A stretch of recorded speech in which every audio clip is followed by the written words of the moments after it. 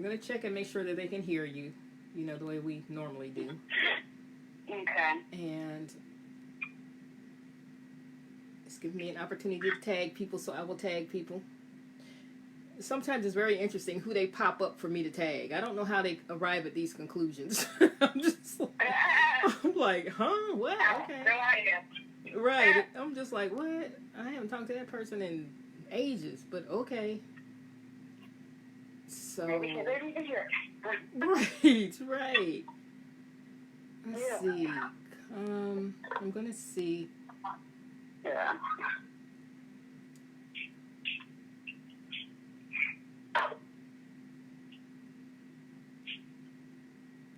All right. So this is Apostle Cheryl Richardson, and we are live. We're doing our weekly broadcast talking about domestic violence, of course, the subject that's near and dear to our heart. Hey, Savan. Hey, Reed. Appreciate you all. Will you all share? I'm having Facebook issues. But anyway, we're going to have a survivor share her story on today. And I'm going to take care of a few housekeeping issues to give you all time to tag people, help me out in that area. I greatly appreciate it. And give her time to catch her breath. Her name is Nancy for the purposes of this broadcast. And so that's her name, Nancy. Okay, everybody got that? All right.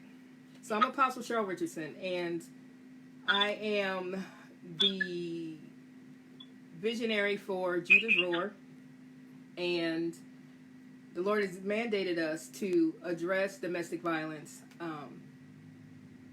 even in terms of how it impacts the church, because it has a tremendously negative impact upon the church. It's concerning at this time, more so than ever before, because of the pandemic that we are currently dealing with, not only in our nation, but worldwide. And so what this does is it keeps survivors pretty much trapped, in many cases, with their abuser, with financial stressors and kids out of school stressors, and all of these dynamics have kind of been thrown in together. And so we're going to come back on later this week and address that with some suggestions for maintaining your safety, if that in fact is your situation, okay? But today we're going to be talking to a survivor who is incredibly, incredibly brave. And we've been doing this series now. This will be the 7th or 8th time that we've discussed this topic in a row, because the Lord continues to send people who are in a position where they need to share. Thank you, Savannah, for sharing. I appreciate it. So we want you to know, before we get started on today, that even after today, if you are a survivor and you feel that you're in a place where you are ready to share your story, that it will help you in your healing process, and you are interested also in helping others, then reach out to me and we'll do a pre-interview, and we'll determine together if this is a good time for you to do it, okay? My primary concern is that you are emotionally, mentally, physically safe. We're not going to do anything that's going to jeopardize your safety, and we want to make sure that we cover all of the bases and address all of your concerns prior to you sharing, okay? And sometimes you feel ready, you're just not quite ready yet. And for a variety of reasons, it might not be a good time, right? For example, if you're going to court tomorrow, you might not want to be all over social media talking about your case, okay? So that would be one example. And if you do, you want to be careful about the things that you address and the things that you say. Hey, Marielle. So we're going to talk to Nancy today about her experience. You're going to need to listen closely. One of the things that I have found fascinating about this particular series and talking to different survivors is they're all very, very different. They're from different walks of life. They're different races. They've been different genders. We've had a male survivor share his story on here as well. And the similarities are glaring, but then each story is uniquely different. It's uniquely different. So no, you get two survivors in a room, there will be a lot of things that are similar about their story. And that's because the abuser tends to have a set number of objectives that he or she is trying to obtain. Okay? And so those things will be common. And a lot of times the tactics that they use will be common. But the circumstances surrounding it are so uniquely different that no two stories are the same, okay? Hey, Katie.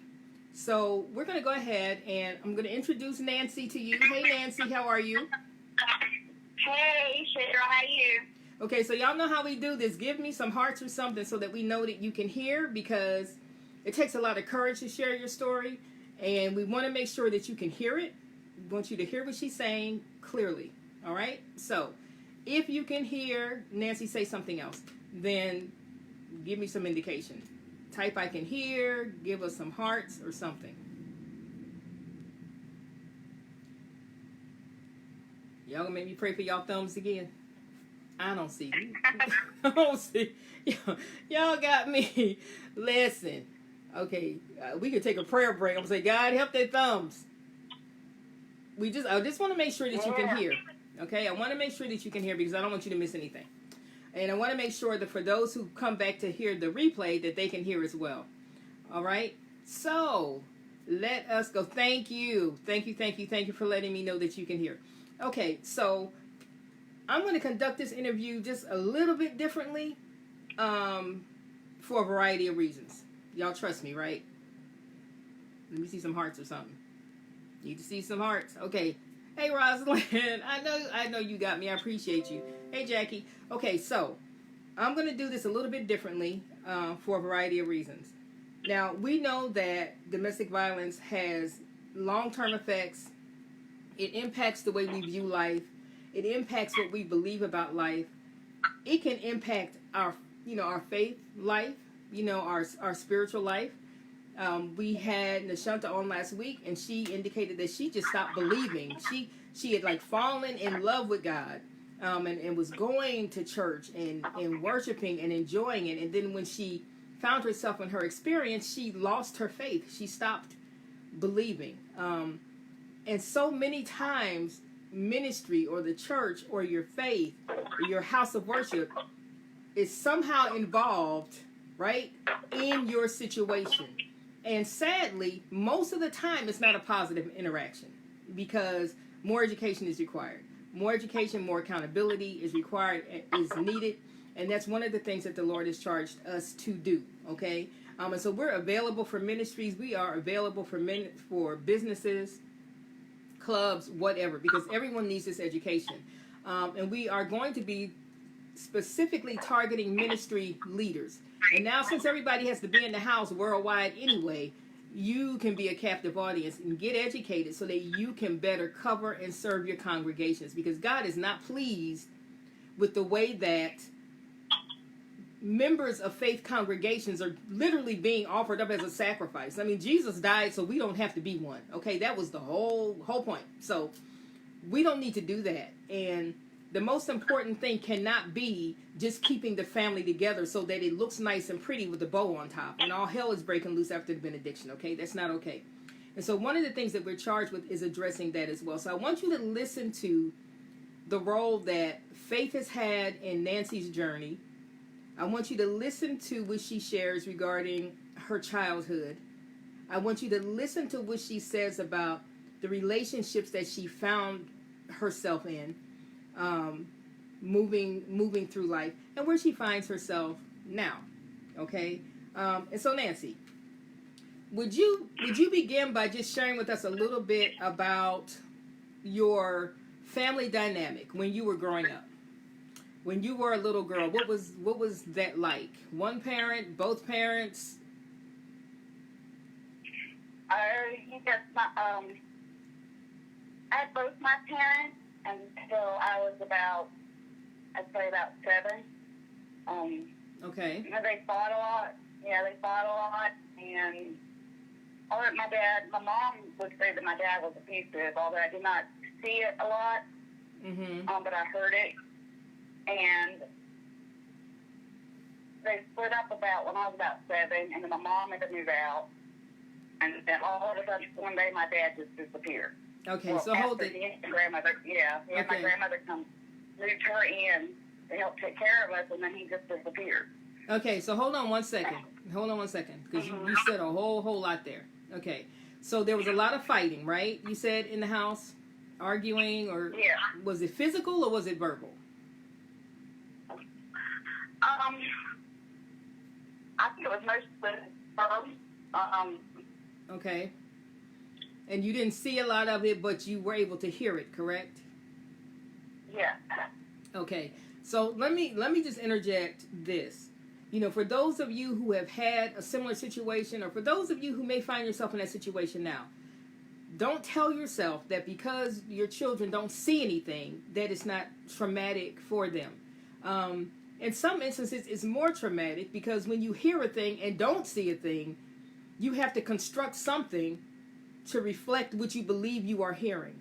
And really, what is constructed can be worse than what's actually occurring, okay? And so hearing it, I can tell you from my own personal experience, is not fun. It's traumatizing to hear it and not know if your parents are okay and not know if someone is really, really hurt. You know what I'm saying? So I just want to interject that. So she heard a lot of fighting. She believes it was mostly verbal. She believes it was mostly verbal. And then the family... Go ahead. My mom, when I talked to my mom about it, she said he was physical. Okay, so then mom said that it was. Okay. All right. And that's you have to give some kind of explanation. Children hear stuff, you know, and they honestly, they hear and observe far more than adults give them credit for hearing and observing. Okay. I know sitting here today that I know things that I didn't even want my mother to know that I knew, if that makes any sense. I didn't want her to know that I knew how bad it was because I felt like she would be humiliated by that. And so there were things that I knew that I never told her I knew. All right? In my little girl attempt to protect her. I didn't want her to be hurt. I didn't want her to be embarrassed. So I didn't tell her that I knew. Some things she shared as I got older, but there were things that she didn't share that I was aware of because I heard it or I saw it, and she just didn't know it. So the fact that you feel that your child is not seeing this is not a reason to stay. That's my whole point. That's not justification for staying at all. You need another reason, okay? But that's not a good one. Okay. So then you said your father disappeared, right? So he just wasn't there anymore after a while, or? Yeah, as soon as he went and got my grandma to come live with us to help him take care of us, mom moved out. Okay. He just disappeared, and he was gone for like 3 months. Okay, so mom moved out, dad got your grandmother to come and help to take care of you all, and then he disappeared. Yeah.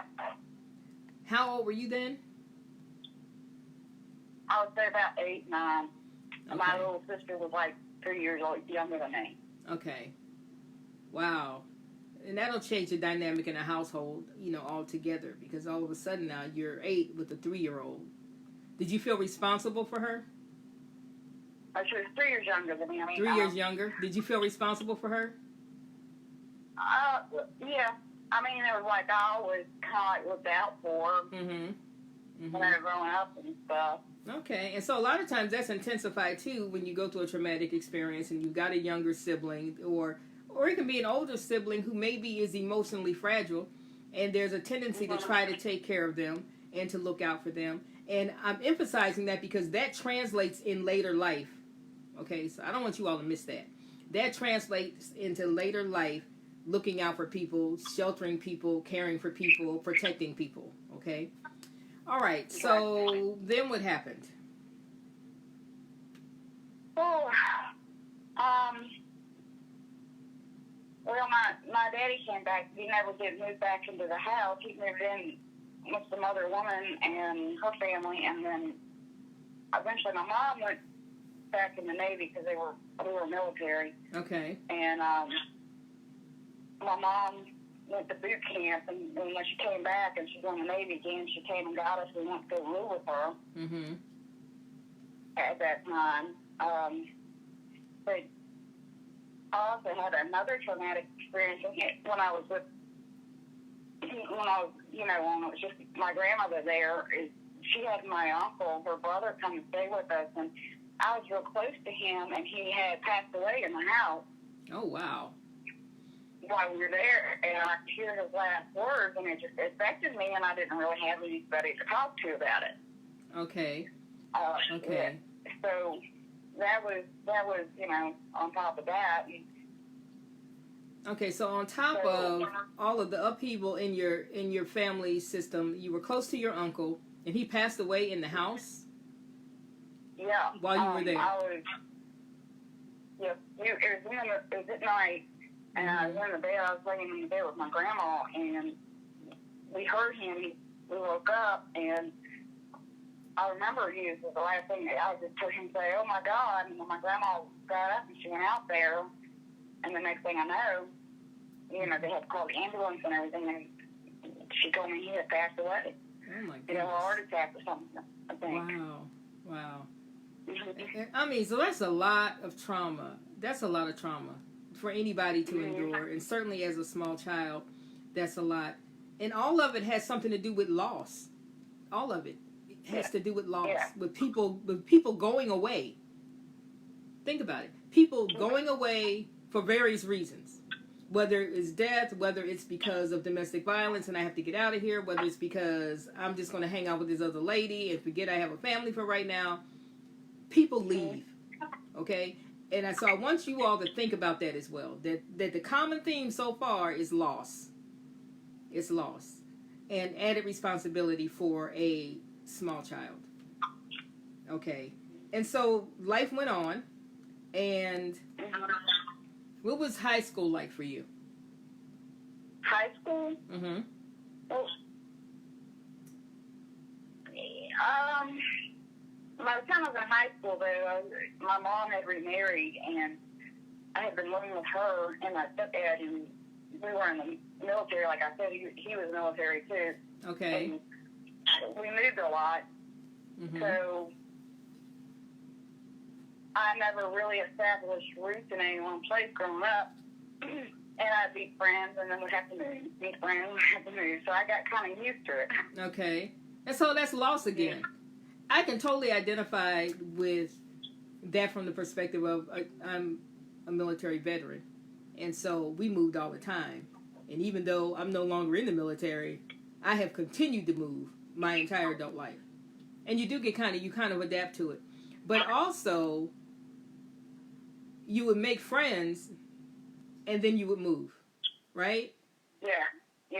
And then you make friends at the next place and then you move. And if you're not the one moving, then they move. Because typically, especially if you live on base, everybody's going to get an assignment at some point. Okay, so people aren't there. So it's kind of factored in, right? The whole, you only have people for a few minutes, for a short period of time.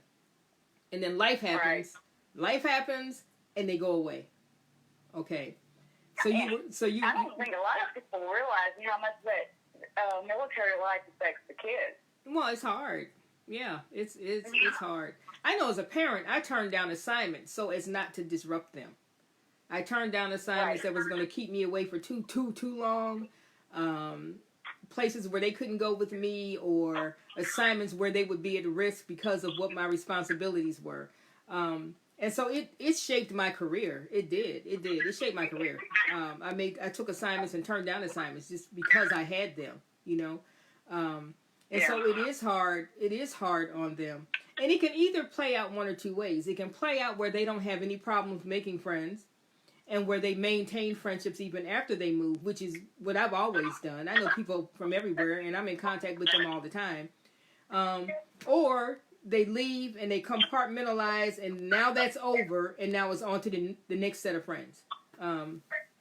But all of that affects even how we engage in relationships and what we look for in relationships and what we find appealing in terms of relationship.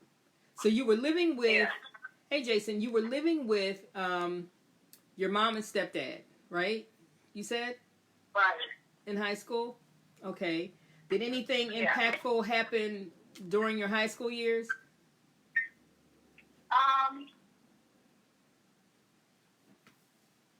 Yeah, I would say because before I was in high school, I went to go live with my dad when I was like in junior high or something, and I lived with him for approximately about a year. Okay. And he was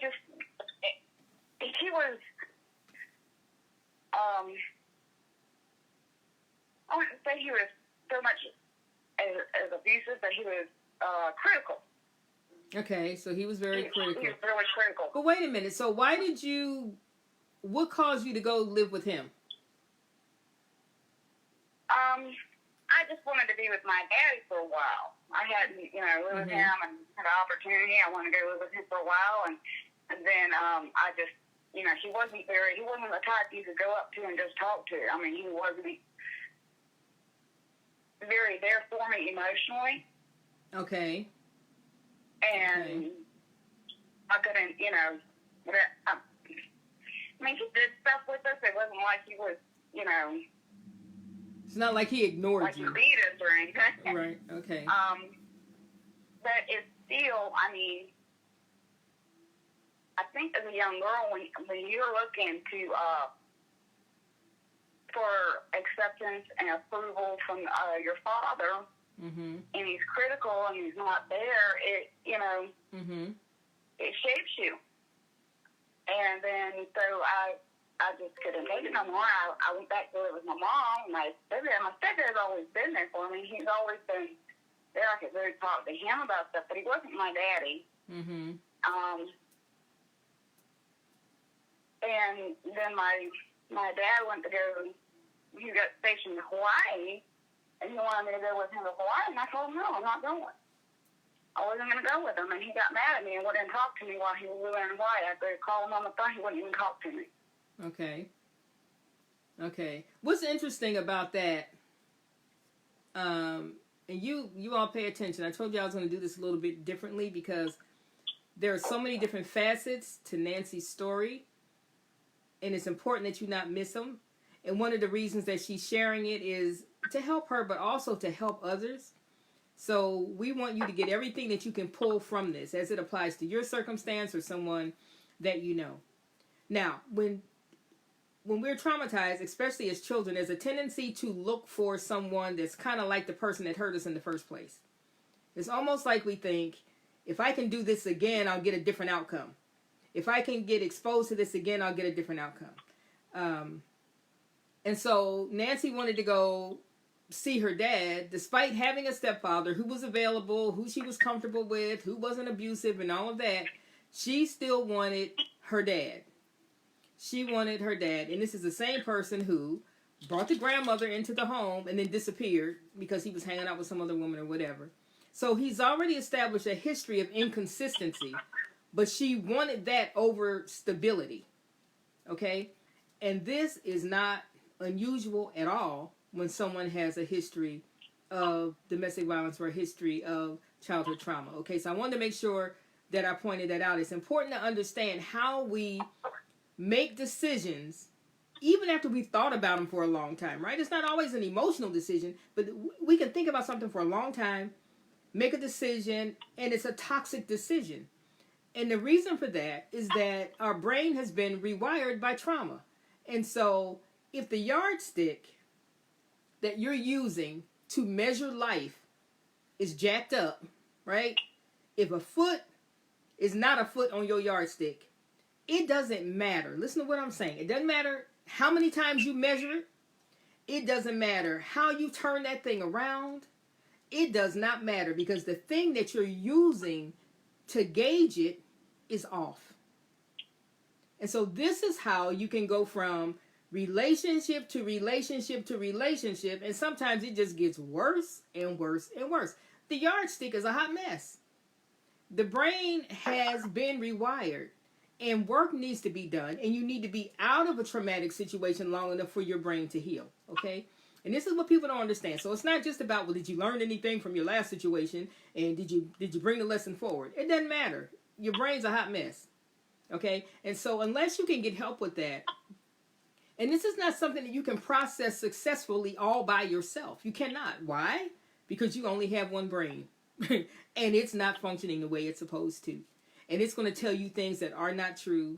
And you're going to think that you are right. You're going to probably be defensive when anybody tries to tell you any difference.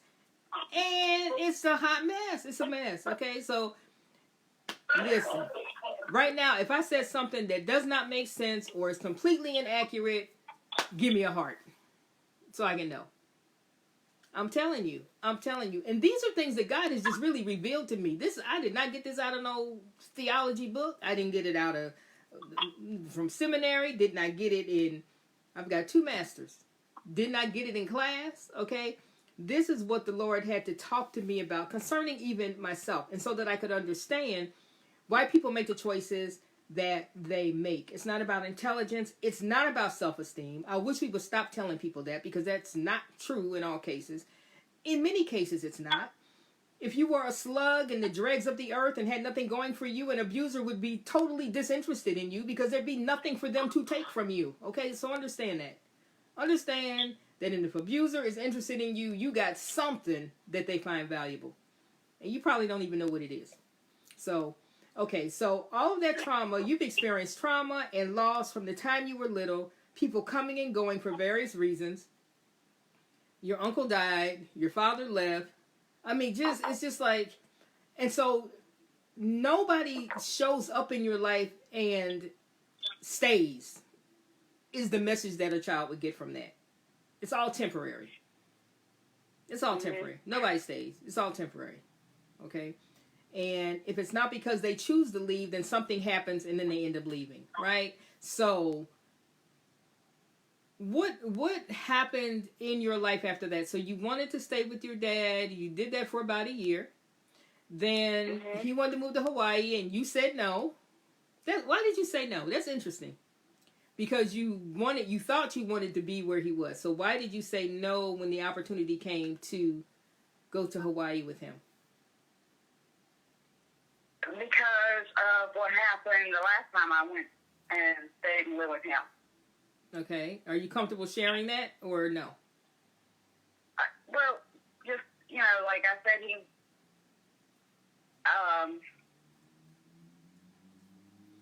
he was very critical.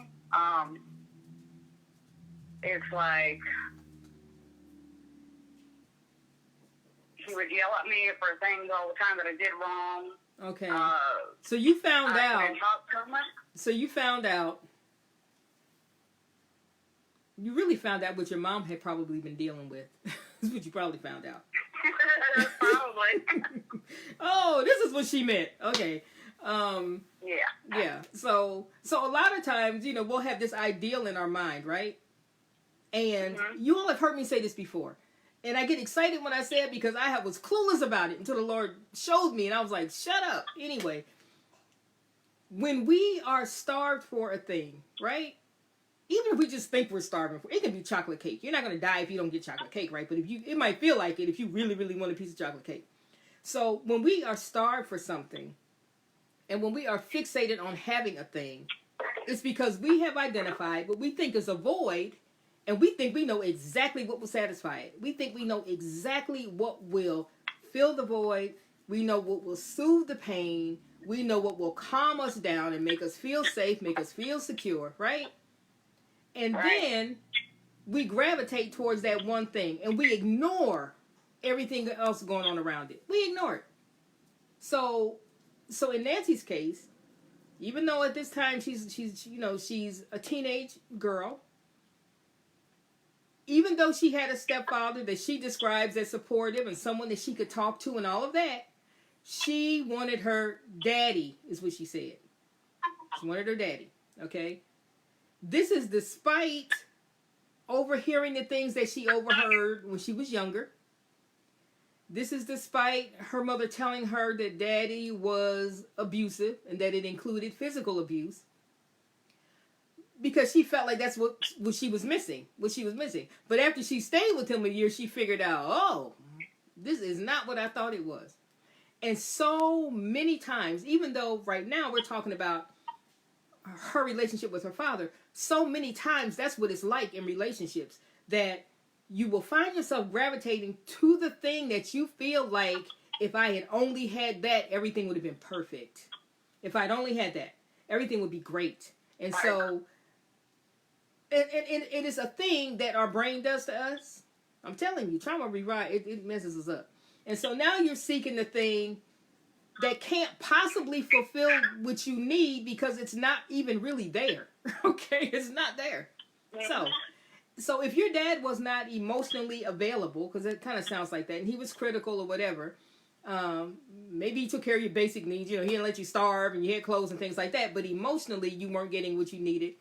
and you felt like you were being criticized all the time, well, that's worse than what you left. Y'all think about that. That's worse than what you left. So when we seek a thing and we're not whole, you end up getting worse than what you thought you was going to get in the first place. Because what we're looking for doesn't exist. That's why. So you told him no, and he went right back to being distant and not talking and all that kind of stuff. Which sounds like was his pattern anyway. You see what I'm saying? So it's so interesting. If we stop and look back, even those of you who are out of your situation, dissect it the way we're doing this right now so you can understand what actually happened. Why is that important? Because if you don't, you will do it again. Only worse. You'll do it again. Because the yardstick that you're using to make these decisions is a hot mess. So you can think about it. You can take it to your pastor. You can turn down your plate and fast. When you get done, the yardstick is still off. You need a whole different yardstick. Ditch that yardstick. You need a whole different yardstick. So, hold on one second. Be quiet, Blue. Sit down. Thank you. All right. Anybody want some dogs? Okay, so you told him no. How did you deal with the distance then that he created after you wouldn't go with him? It affected me a lot. I mean, I was hurt, and I felt, like I was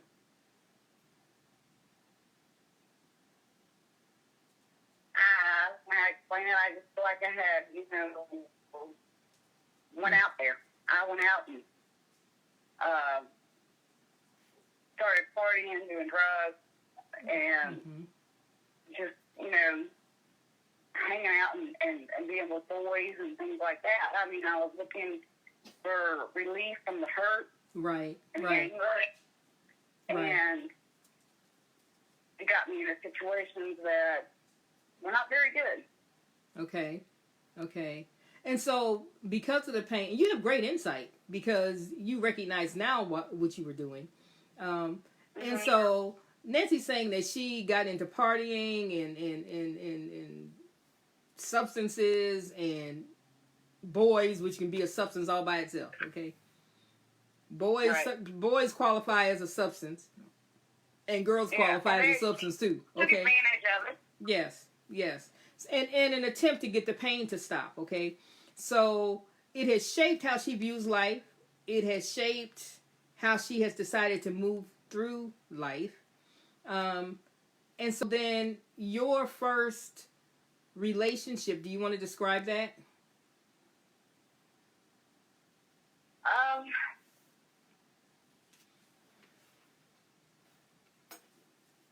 Yeah, I think we were both broken. He had issues himself. Okay. And, yeah. Okay, so he had issues too. And that's the other thing that, listen, Right. Do not mistake shared trauma for compatibility. Don't do that. And we did a live on that several months ago. It happens all the time. Shared trauma is not compatibility. It is not. It's two broken people, okay? Two shattered people trying to come together and build something. And neither one of them has all the pieces that they need to have to do that successfully. And so it's a recipe for disaster. And if one of them decides, I'm broken and I need to get help so I can get better, now you're really not compatible because one of you is a hot mess and the other one is getting better. Yeah. So it tends to not work. It tends to not work. And then oftentimes abuse will erupt because you've got one broken person who doesn't know how to process that and the loss of control and the loss of a feeling of security and all of that. So it's a recipe for disaster. And so your first relationship, you're saying that you all were both broken. Okay. Right. So how long did that relationship last? Well, after we got married out a year, he wasn't so much, I would say, he wasn't really abusive towards me. Okay. But we had, I mean, it was like we just couldn't, come together. He had his issues, and I guess he was dealing with them, and I had my issues. Okay. And I was dealing with mine, and okay. So everybody, so you were both broken and distracted by your own brokenness, right? Right. And that happens a lot. So how long did that relationship last? Not very long, maybe about a year. Okay. And then what decisions did Nancy make after that relationship? Oh. I went out. Whoa, wait. I was working in the bar and started hanging out with bikers and going to biker parties, and I was just, I was just out there. You just decided to up the ante. Okay, so wait, didn't you say you were partying and all of that when you met the first one, right? Yeah. Now y'all listen to this. This is exactly what we do. This is what we do. It didn't work the first time, so I'm gonna do it harder. Okay, go ahead. so now you're hanging out with bikers and partying, okay? Because Yeah, and I was working in the bars. And working in the bar, okay.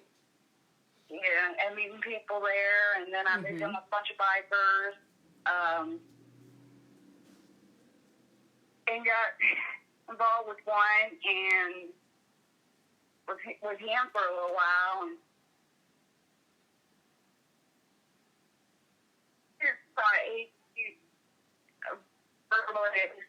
and stuff. Say that again.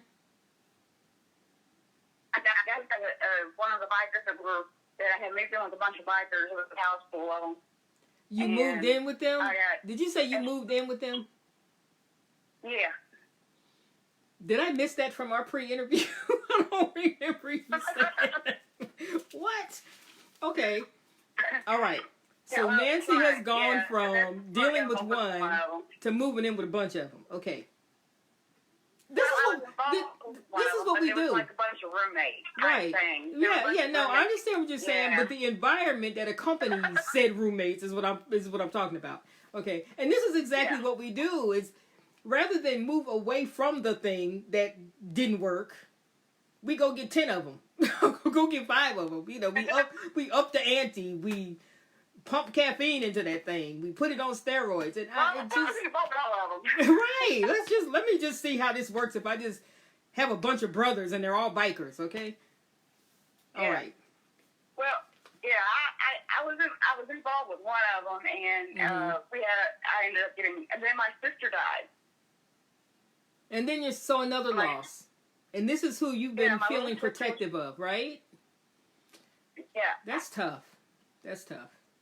Mm-hmm. Yeah. So more loss. Right. And so what happened with the biker brotherhood that you were roommates with? What happened after your sister passed?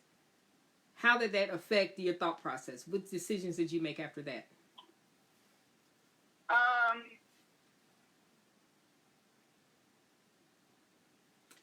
I'm not, I think it's hard for me to explain.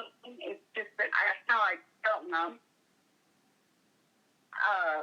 About, losing my sister and stuff, and and then I got pregnant. My first pregnancy, and so you got pregnant.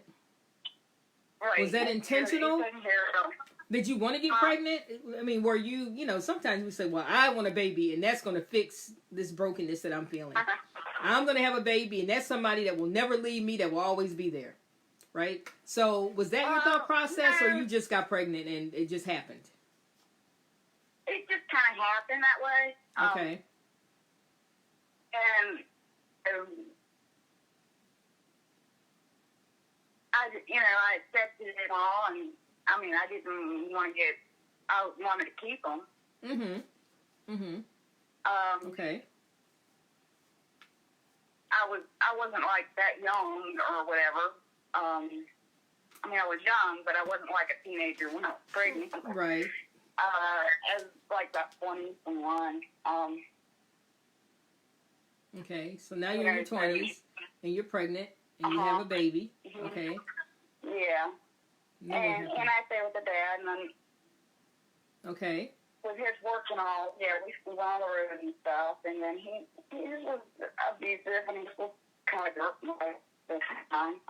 You're kind of muffled. And You're kind of muffled. So say that again. Okay. He just would be, you know,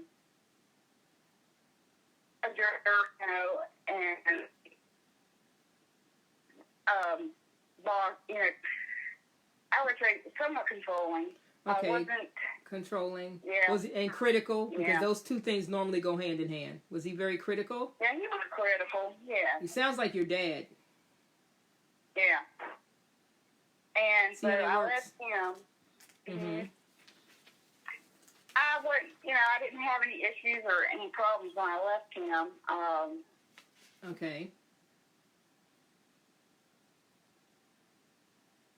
But it seemed like I tried to get myself together, and the more I tried to get myself together, the more I just went out there looking, you know, and then I ended up back in the you know, more like the biker scene, hanging around with bikers and stuff like that.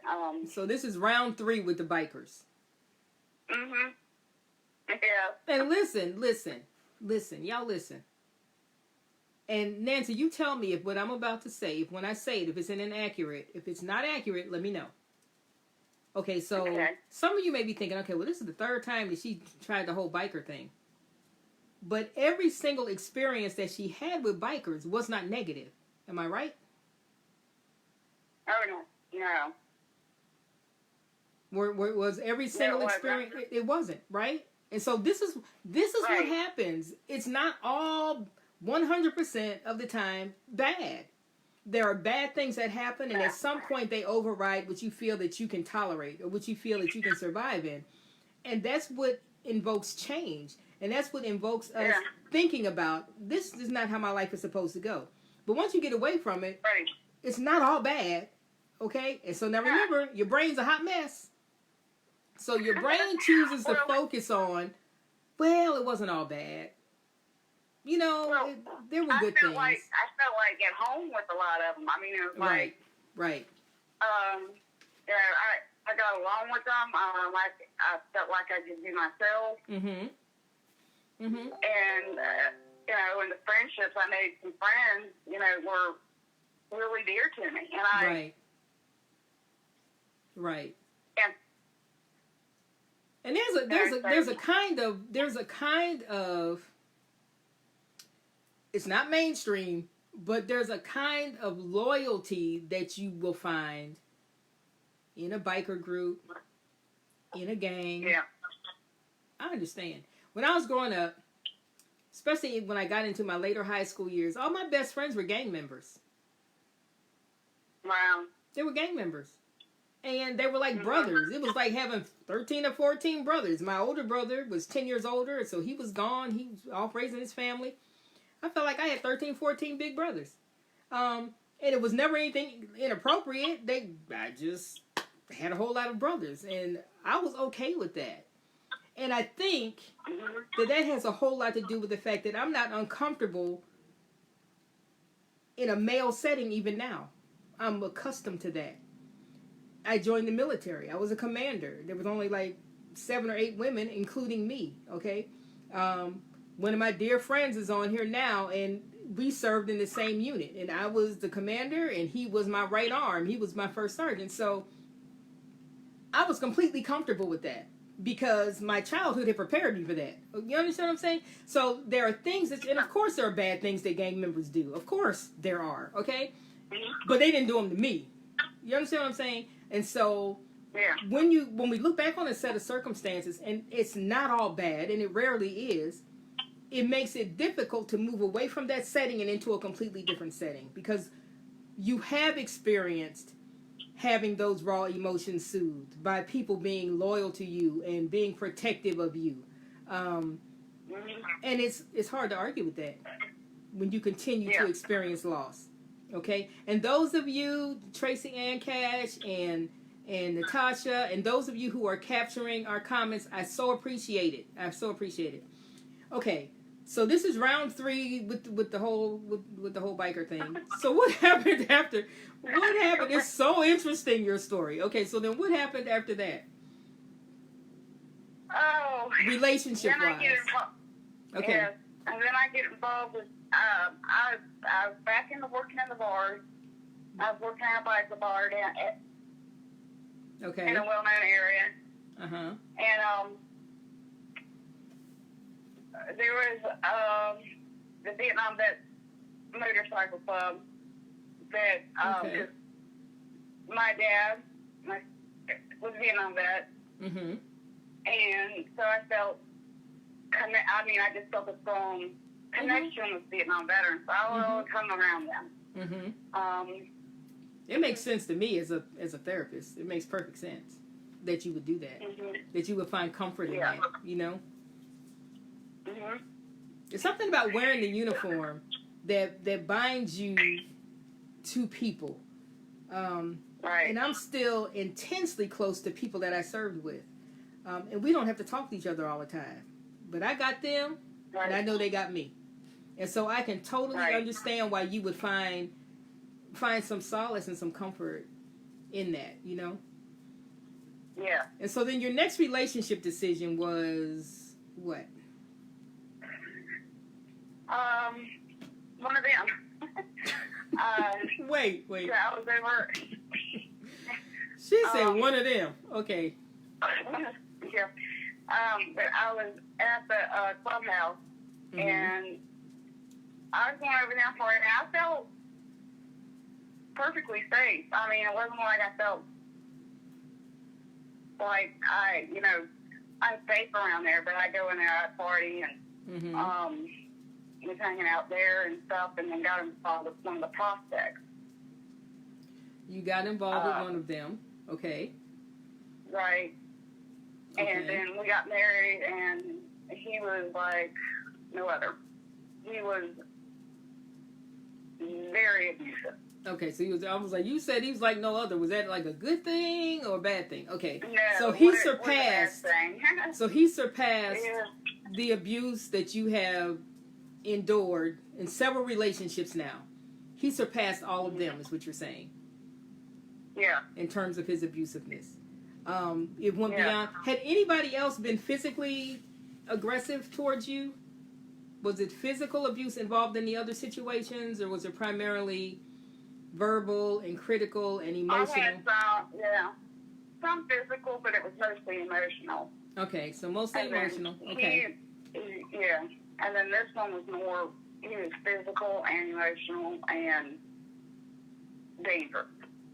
And dangerous. Now I'm talking to our listeners. I want y'all to think about what she's saying, and I want you to think about the reason I have her stop and I kind of recap it so you can track and see what the red flags were so that you can understand what was shaping her decision-making process. And what's interesting is the level of danger that she exposed herself to increased with every relationship. Came out of the same set of circumstances, right? Bikers, that mindset, that worldview, the way they kind of move through life, which is different from somebody who's not, okay? Just let me say that. And how the risk that she took, because at this point now she has a child. So the risk that she's taking increases, and the severity of the abuse that she is exposed to is also increasing. Did y'all catch that? Give us some thumbs up or something. It's important that you notice how these things are related to one another. Okay? It's important that you know how they're related. You look at the decisions that you're making and look at where you find yourself after you make them. Are they getting better or is it getting worse? Okay? That's the question you need to ask yourself. Okay, so this situation you described as dangerous, right? Yeah. Yeah. How long did it take for the dangerous aspect of it to pop to the surface? Was this evident early on? Did it show up later? It was evident early on. I mean, when we got married, he said, I knew I've got papers on you. Mm-hmm. Say that again. When you got married. When we got married, he said he owned me now because he had papers on me. He said he owned you because he had papers on you. Yeah. Did y'all hear that? And this is how the mind of an abusive person works. This is why they want you pregnant or not working or working part-time without any benefits or married to them. And so when they are pressuring you into marriage, there's a reason why they're doing that. Because the prevailing mindset is, now you are mine. Now you belong to me, okay? Natasha says that she was immune to the red flags of emotional abuse. Exactly. Abuse increased. Right. We become desensitized to it. Desensitized to it. Yeah.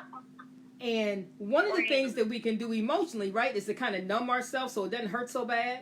But then you don't feel like you're alive. So now, rather than just dating a biker guy, I'm going to go hang out with a whole bunch of them in a clubhouse. And what did you tell me about this clubhouse? Remember what you said to me? That you learned about this place later? That you spent a lot of time there? But what tended to happen there? Do you remember? You okay saying? Yeah. Yeah. I remember we were, I ended up staying in a camper trailer out in the yard of the clubhouse, with my husband or before we got married, and then, I had gone off. I remember one night I went with a couple of girls and I go to the bar that I used to work at, because I quit the bar, and I wanted to go, I just want to go ahead and hang out with him. And I came back, and he got mad because I left, and he didn't like what I was wearing, and didn't like what you were wearing. I had a gun to my head. So he didn't like what you were wearing, and he put a gun to your head. So things have gotten increasingly dangerous now. And you said earlier that when you were hanging out at the biker club, you felt safe, right? You didn't feel like you were in any danger. You didn't feel like there was any reason for you to be concerned about your safety or anything. So one of the things that happens is we become desensitized to it, and it is not okay. And this is why I tell people, you don't need to wait to feel fear to decide that this is not a healthy relationship. And this is why we do these broadcasts, so that you can understand that when these things show up, there's a problem. If you feel like it's a problem or not. If you're afraid of it or not. You know, my childhood, my upbringing, all of that. I very seldom fear. I don't even, what does that feel like? No. Okay? That doesn't mean I don't need to be concerned. So I've had to learn to look at the circumstances and discern accurately, would anybody else be concerned about this? Okay? So the fact that you don't feel fear is not necessarily a plus, is what I'm saying. It can be, but you have to know how to manage that thing. And you've got to be able to look at the circumstances and say, this is unsafe. If I feel vulnerable or not, this is unsafe. And operate on that. So what is that? That's an example of having a yardstick that's been impacted. I'm talking about my own. A yardstick that's been impacted. And so I know I don't experience fear. It does not occur to me to recoil or back up. What? That's not a thought that's going to pop into my head. It's not. And I know that. So I've learned to assess what's going on from a kind of a detached standpoint and make a decision about what I need to do to execute. But it cannot be based on our feeling, especially if you have a history of abuse, because you cannot rely on your feelings. You cannot. And so she felt safe, and Natasha mentions that you felt safe in a situation really that was unsafe. And we can get numb to it Okay? And this is really in my spirit. Somebody needs to hear this. I don't know if you're on here now or you're going to hear the replay.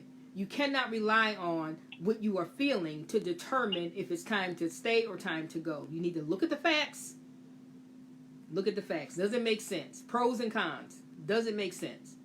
Is your life in danger? How can you tell? Well, he held a gun to your head. That's a real big clue. That's a real big clue. Yeah. Okay? Then maybe I'm not safe here, even if I don't feel scared. Okay? So what if he has a gun to your head, and then what happened? Like, what happened? How do you get out of that? Well, actually, it was the other brothers that got him off of me. And they pulled his patch, his prospect patch. Okay. So they pretty much booted him. Right. Mm-hmm. So there's that mixed message again.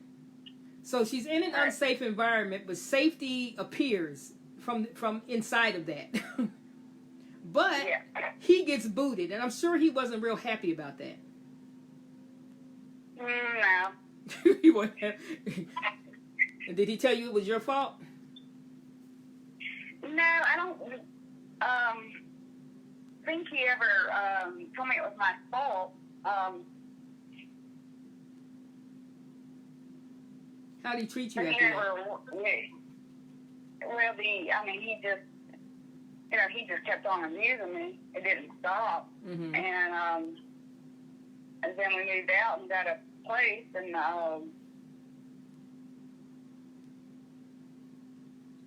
did you ever think about leaving him at that point? You all were moving. Seems like that might have been a good time to go in a different direction. Do you know what your thought process was at that point?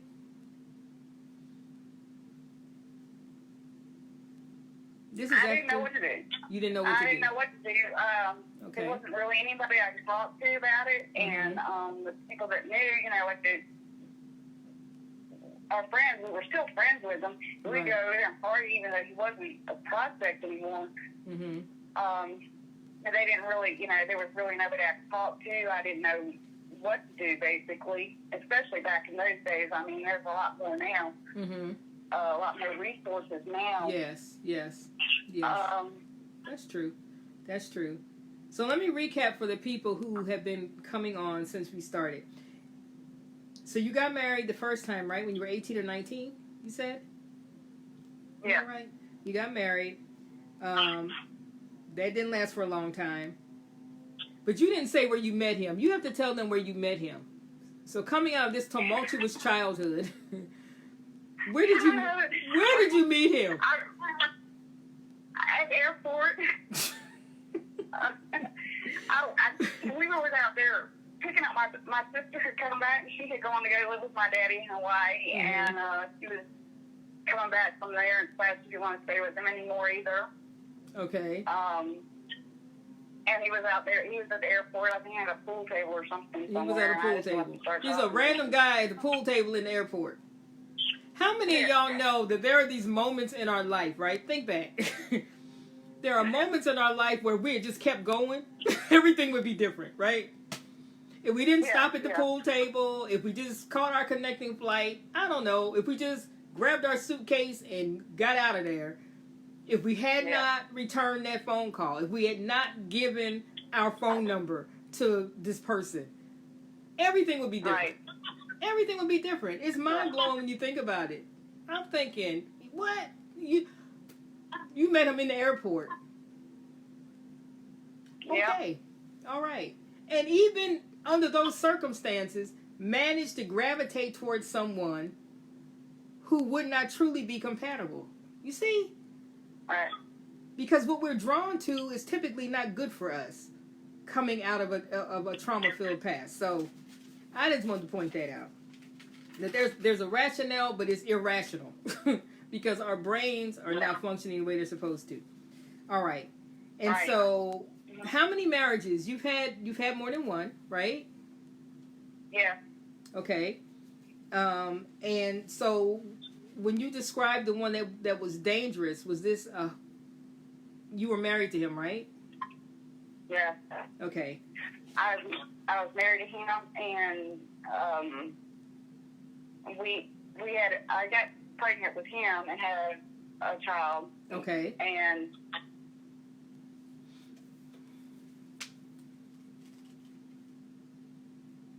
he would be abusive toward my kids too. So it was hard because I didn't want to lose my kids. Okay. And still at this time there was resources coming out, but it wasn't a whole lot. Right. And I really didn't know what to do. Okay. And I was scared. And I even remember one time I was having an interview with someone in social services, and I don't think I told you this, but and she asked me, is he abusing you? And I told her, I said, yeah, and that was the first time I even admitted it to anybody in that kind of situation. And she didn't even pay any attention to it. She just didn't pay any attention to it at all. Okay. And hold on one second. So those of you who know me know it infuriates me when people half do their job no matter what it is. Because somebody's health, safety, welfare depends on you doing it the right way. And it'd be nice if you could execute it in a spirit of excellence. You know, that would be nice if you could do that. So imagine the ramifications of someone is sitting down with you and you think to ask the question. Well, I guess we should congratulate her for that. At least she asked. But then she didn't even pursue it. She didn't do anything about it. That's like me as a clinician asking you, do you have any thoughts of hurting yourself or someone else? And you say, sure, everybody. And I just go on to the next question. That's absurd. I hope she's watching this broadcast. But anyway, go ahead. Yeah. That was when I was pregnant with her, and that's so. It was. I got to the point in the relationship with him, and it lasted a few years. But it got where I really didn't have a whole lot of options, and I couldn't just easily get out. Right. I felt too that if I did go around my parents or whatever, that he would go after them and hurt them. Okay. And this is the same one that held the gun to your head, right? Is this the one that? Yeah, and that wasn't. Yeah, he held the gun on my head a couple of different times. Okay, so you know what he's capable of at this point, right? So at this point, it's nothing left to the imagination. You already know that things are escalating. And now you're concerned about the safety of your loved ones.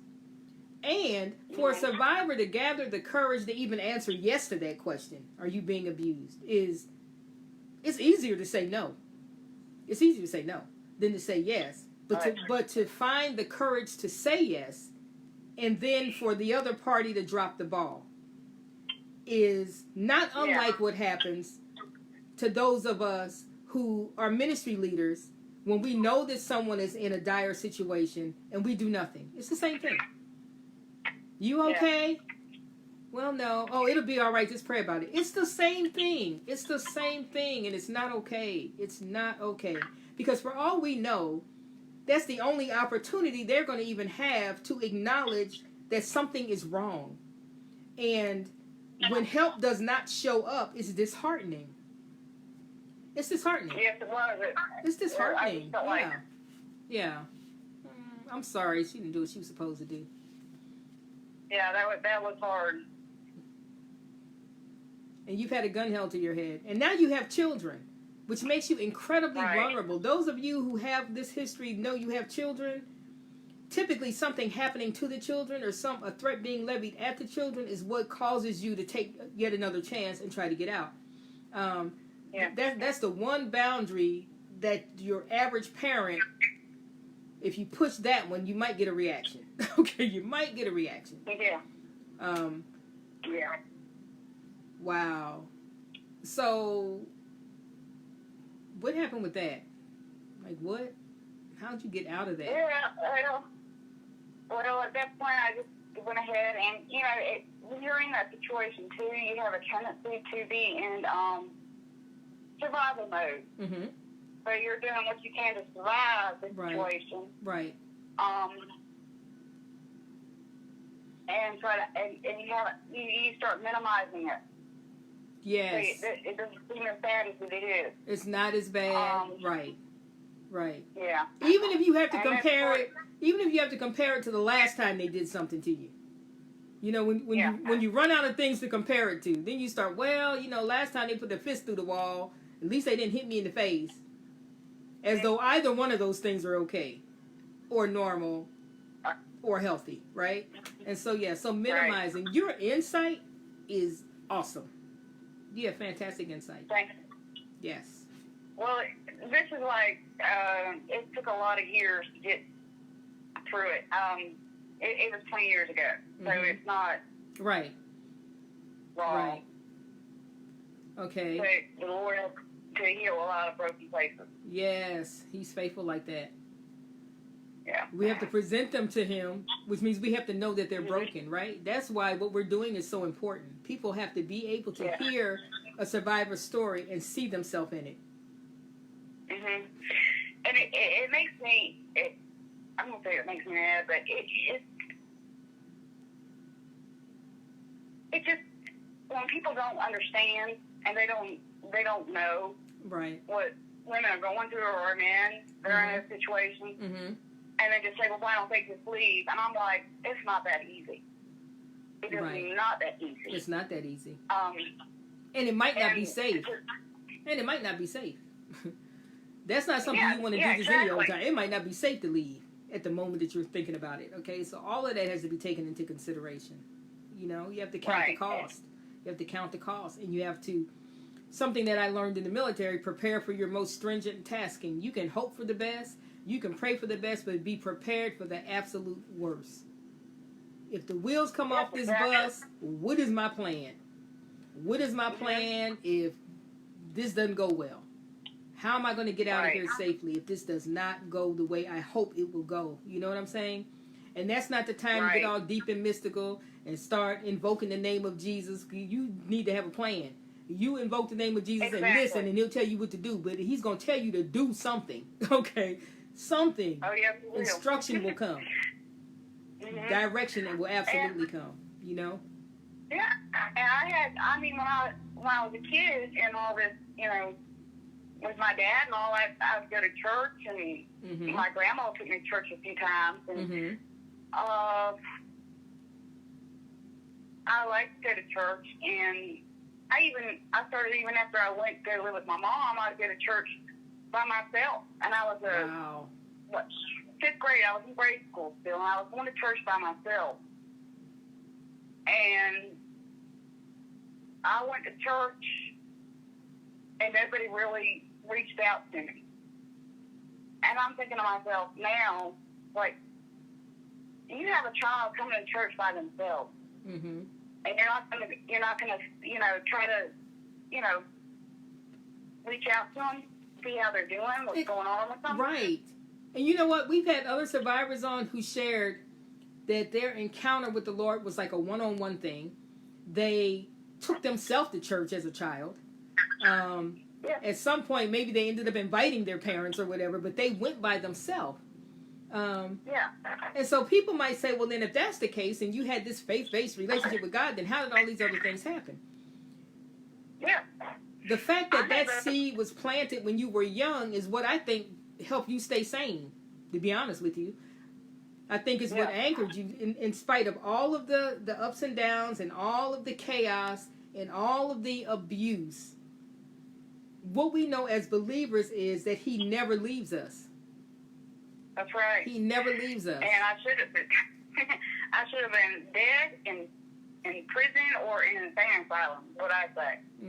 And it's only by the grace of God that I'm where I'm at today. Amen. Wow. And I mean, it's just, I look back sometimes and I'm like, well, I've seen Him there even when I was, and I've made a conscious, when I was with my dad, I just made this, because I made a conscious decision to turn away from the Lord because of all the stuff that I'd gone through already. And when I was going through with my dad. And I got to where I didn't even care no more. Right. That's a common theme among survivors. And the enemy's intent is to make that a permanent decision. You know what I'm saying? If he can get you to be so hurt or so angry or so confused that you then, you don't want anything to do with God, you don't want anything to do with the church. And the Shunta shared that last week. Several survivors have shared that it causes a crisis of faith is what it does. But the Lord's faithfulness is evident because you belong to him today. You see what I'm saying? So it didn't work. All of that, and it didn't work. All of that, and it did not deter your purpose. It did not deter your destiny. It did not. Okay? It didn't. Right. And you have the nerve to be on here helping other people. The enemy did not count on all that. He'd have just left you alone. He'd been like, you know what? She gonna tell people I'm just gonna leave her alone. But that's not what he did. All right? And we know that the Lord causes all things to work together for our good. This is what he won't do, beloved. This is what he will not do. He's not going to make you do anything. He's not. He's not. He's not. He's not. He will prepare a way of escape. What does a way of escape look like? It looks like something bad happening to you and maybe not picking that same thing a second time. But that's not what we do. That's not what we tend to do. That's right. And even though we're choosing things that don't honor him, or we're choosing things that could threaten our purpose and our destiny, he doesn't do like other people do. He won't leave you because you chose something that he didn't want you to choose. He won't abandon you because you picked something that he doesn't approve of or something that is not your best. He never leaves. So think about this. You love somebody. They're doing something that is detrimental. You have to position yourself in a healthy way. But you don't stop loving them, right? You don't stop loving them. You don't do that. You don't help them in their shenanigans. God's not going to help you to go find another biker to get with. He's not going to do that. You know what I'm saying? He will protect you while you with the biker. He'll let you see what can happen to you if you stay with the biker. A gun being put to your head.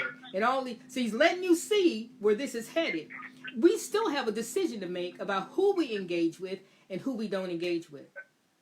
And so tradition has taught us to just pray, okay?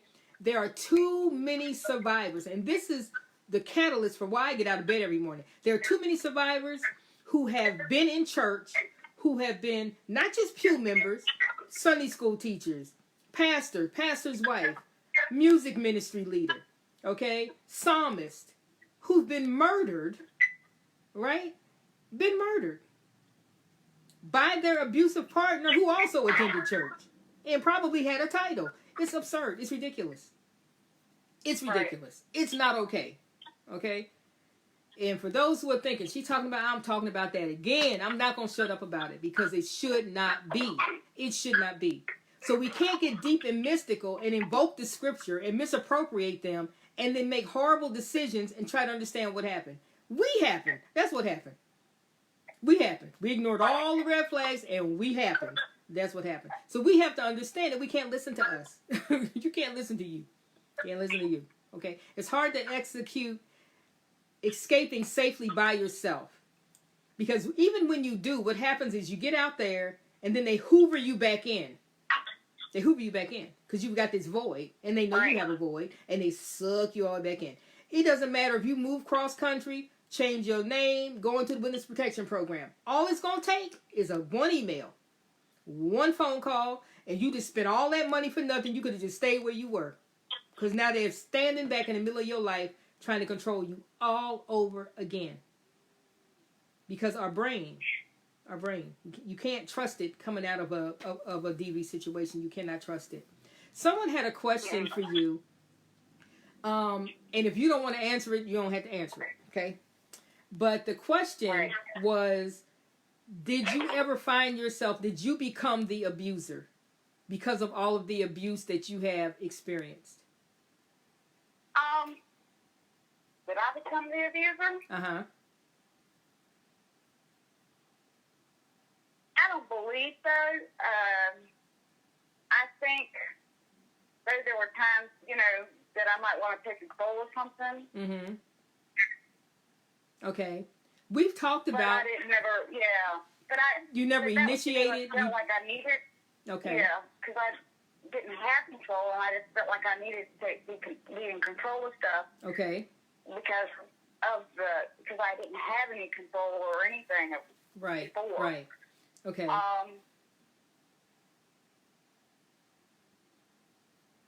That was but great. I don't believe I became an abuser. Okay. So let me say this about that. Because the way that we define a thing is so important. This is something else that the Lord taught me. I did not get this out of a book anywhere. How we define a thing is important because it has a direct bearing on what solution we bring to solve the problem. If we don't define it accurately, what we're bringing is a water pistol when we need AK-47. You know, we're not bringing the right solution to actually address the problem, and you're wasting energy, and you're not going to get anywhere because the definition is wrong. And so if we accept other people's definitions, that's a problem. Now, when we're talking about abuse in a situation in which maybe the victim counterattacks, or maybe the primary abuser becomes verbally abusive, and this always ends up with them hitting you, punching you, throwing you through a wall or whatever, and you just don't feel like going through a wall today. Okay, it's like, I'm just not doing the wall thing with you today. All right, you get verbally abusive, maybe I throw a plate at you. Okay, is that abusive? Yeah, but there's reactive and resistive aggression. When a victim responds in an aggressive manner, it doesn't have to be after they've been hit. Maybe they've been verbally battered for weeks on end. And maybe they just tired of you calling them everything but was on their birth certificate, okay? And maybe they don't feel like waiting for the part where you punch them in the face like you always do. Or put your hands around their neck like you always do. And so maybe they become aggressive, physically aggressive first. When a victim responds in an aggressive manner, it is to make the abuse stop. The goal is not to gain control of the person and run their life for the rest of their life, as in the case of an abuser. They're trying to get the abuse to stop. When the abuse stops, they stop. When the abuse stops, they stop. An abuser will continue to abuse because what they want is ultimate, complete, and total control. Okay? Right. Tracy Ann, I agree with you. This is why I say we need to look at how we're defining things, okay? And the problem that we have a lot of times when law enforcement is involved, they get there and they might be looking at that one incident. Well, what happened? Well, she hit me first. Well, maybe she did hit them first. And maybe because they had gotten past the cussing out phase, and what always comes next is me getting hit in my face. And I don't feel like getting hit in my face today. So the victim's motivation is to make all that stop, right? To arrest that cycle. It's not to continue fighting through the house and see how many holes we can put in the wall. And that's the difference. And so a lot of times you may have the victim get arrested. You may have the victim face charges because they're basing it on what happened in that one incident. They're not looking at the entire scope of things, right? And how we arrive to a place where the victim is saying, enough. So that's how you can tell a difference. Jackie, I hope we answered your question. Okay? She doesn't believe that she became the abuser, but I want you all to understand that it does happen. It does happen. Okay? And when a victim does it, it's to make the abuse stop. That's their only motivation, is to make the abuse stop. That's it. They just want it to stop. Okay? It's not even like, I just want it to stop and then I'm leaving after that. They're not even doing anything about leaving. It's like, I just want it to stop. I just want it to stop. Okay? So, okay, so now how did you get away from all that? Well, I thought maybe we got a fresh start. We moved to a different area where he was going through a rehab place. Mm-hmm. And I thought, okay, well, he's going through this rehab, and maybe we could start living a regular life. Mm-hmm. And things. I mean, you know, just whatever. And he was going through a rehab. Mm-hmm. He was first in Vietnam, and found out later that he never even made it out of boot camp. So he was impersonating. Very, Yeah, he was a con. He was a con. He was very manipulative, not just with me, but with other people. Mm-hmm. And then when he went through this rehab, we found out he was diagnosed psychotic. Okay. So he's got a mental health, he's got mental illness going on. He's saying that he's this decorated Vietnam vet, and he never got through basic training. He got injured in boot camp. Okay, now I got people on here that I know are veterans. I wish I could see their face right now. They'd be like, "What?" Okay. Oh, I know.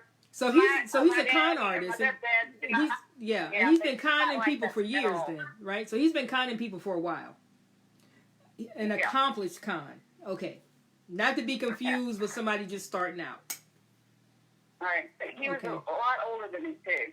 He was older. That's a common theme. About 20 years old. 20 years older. There's people on here who have shared their story that have similar stories in terms of the age difference. And I told you all, there is a reason for that. They get some built-in credibility if they're that much older than you, right? They should know stuff that you haven't experienced yet. You should be safe with them. They've experienced life. They know what they want. Yep. They're mature. All of that. Hogwash. Okay. Okay. Yeah. So he was a lot older. We moved to this new area. And mind you, I did go back to school before we moved to this new area, and I got an associate's degree.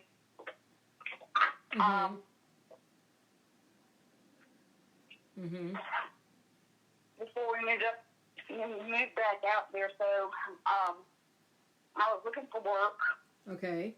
And he was, and then he kept going back down to where we were at doing drugs. He was into drugs too, really bad. Okay. So he kept going back out of town and doing this, and he was getting all these checks from the government, going direct deposit it and taking it all out when I needed to pay a bill. So he had money coming in, but it wasn't there when you needed to pay bills? Right. Okay. And so I went to pay bills one time, and every single one of them bounced because he took all the money out before I could even clear. So that's financial abuse.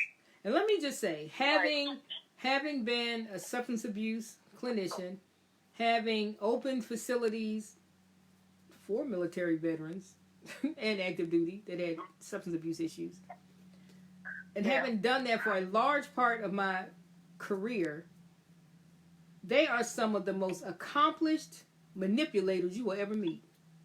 Is someone with a substance abuse addiction, crafty. I mean, it's. He was good. Yeah, I mean, they're convincing. Look, make direct eye contact and know they lying. Okay, know they lying. Okay. Yeah. He was so good. He got apprenticeship program to learn how to do locksmithing for a locksmith company or store, and he was a felon. So you've got a felon who has an addiction and a mental health diagnosis, who now is a locksmith. Right. Okay. All right. So, just like, what? I'm in this, and in the meantime, or before I had my son would go back with his dad, he was old enough to say, I said, look, you can just live with your dad right now and get you out of this situation. I didn't have nowhere to send my daughter. She was still young. So I had her, and we go to this new area, and I didn't know nobody. Didn't know anybody. There's that isolation. But it feels like a fresh start, right? It feels like a fresh start. A fresh start. Right. Yeah, okay. Yeah, but it kept going back down to the place where we were from and doing drugs, taking all the money and making me, I had done a temp job at a call center, and he would call me up at the call center and make me leave work to go wire him money to where he was at. Wow. Yeah. So the He financial would make me. abuse, all of that, just controlling, gaslighting, coercive control, everything we've ever talked about was present in this relationship. Yeah. But before we had moved to this area, I had met up with this group, and it was during Desert Storm. I met up with this group, and I was shopping with my mom one day, and they had a group there called Appointment Ministry. And I started talking to them, and I had some dreams. The Lord gave me some dreams, and it was like little evil monsters coming after me. And I kind of knew when I woke up that if I did not turn back to Him, I wasn't gonna, where I was going. So you're talking about the Lord. You talking about the Lord? Okay. It was drawing me back. He was drawing me back. That's what He'll do. That's what He will do. That's what He will do. It's like, okay, you're getting too far out there now. You're getting too far out there. I need you to come back this way. I know you're upset with me. I know you're angry with me. But I need you to come back this way so that we can keep you alive. Okay? And we have to be actively involved. I cannot stress this enough. In our own deliverance. In our own safety plan. Whatever you want to call it. We have to be actively involved. And we have to be willing to take the step. We have to be willing to take the step, right? So now God is showing up in your dreams because it's like when she's awake, she's not listening. So let me catch her. Let me catch her when she's asleep. Maybe she can hear. Maybe she can hear me now. Okay. So So you felt Him drawing you back to Him. Right. Okay. Okay. So I meet up with this group, and they invited me to a Bible study. And so I go to this Bible study, and I'm learning things, and from that Bible study, they asked to sponsor me and him, and I thought, well, maybe I can get him in this group, maybe we can work this out, and blah, blah, blah, because, from being a veteran and then being involved with, the appointment, I'm sure you're familiar with that term, and they go out ahead to clear the way. Right. So I'm thinking, okay, things will start getting better. And so we go to then they invited us to this conference. They had a Vietnam Vets conference where they had preachers come in and stuff. And the preacher was an ex-Hell's Angel. God has a sense of humor. I promise He does. So an ex-Hell's Angel is the speaker. Right. I love it. Go ahead. He was a preacher. And so I rededicated myself to the Lord at that conference.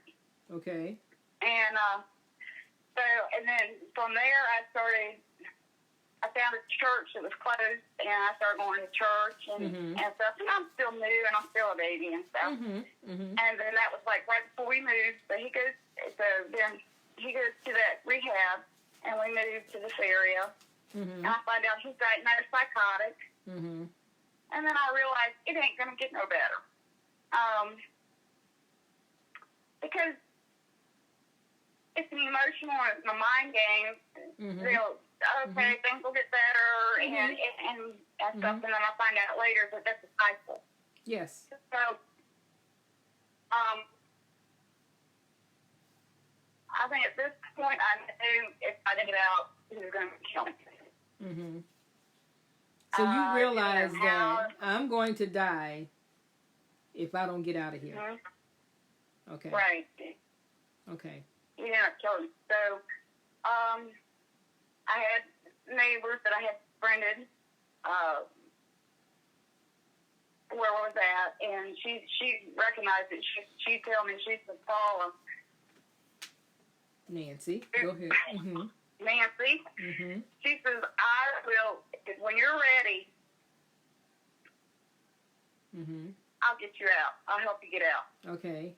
So, I got all my stuff together. So I need to get together. Mm-hmm. And I was at work one day, and I got a phone call from him, and he was like, "Oh, I need you to fax me some money," or not fax, but it was the MoneyGram thing. Yeah, yeah. And I was like, "No, not this time." So, and he says, "Well, I know I need the money this time because to get this girl out of jail, and they should pay us back because she's a dancer." I'm like, I love the rationale. Yeah, I love that. That's it, you know. She's a dancer, so she's good for this.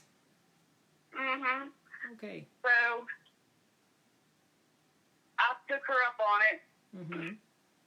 I went and got all the money out of the bank before he could get it. Okay. And because I knew what he was going to do, I went and got the money, and then she helped me leave town. I went to a battered women's shelter with my daughter. Okay.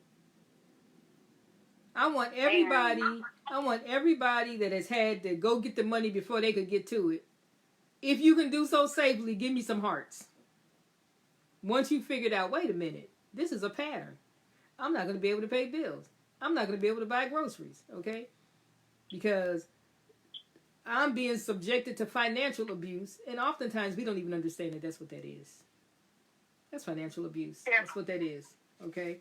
So you had a friend who said that when you're ready, then I'll help you get out. Yeah. Okay.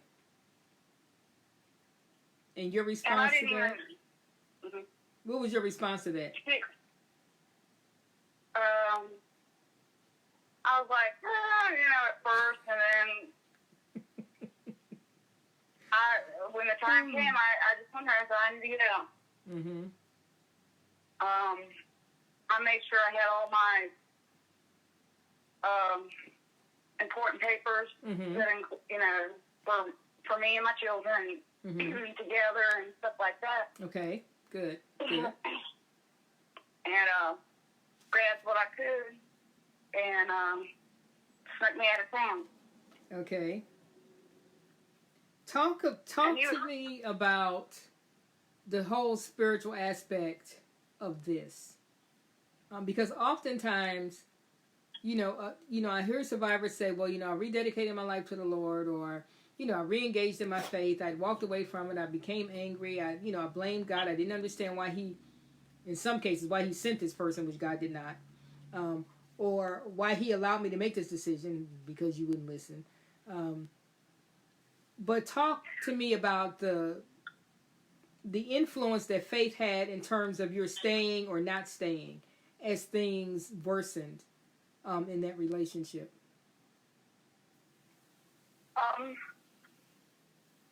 Did you ever get any bad advice? Did you get any bad advice from anybody that you looked up to? Well, not at that point. Later on, I did. I made the choice. Mm-hmm. And he allowed me to make that choice. He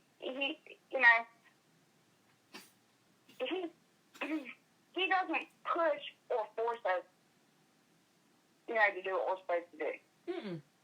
Nope. He allows us to make our own choices. Mm-hmm.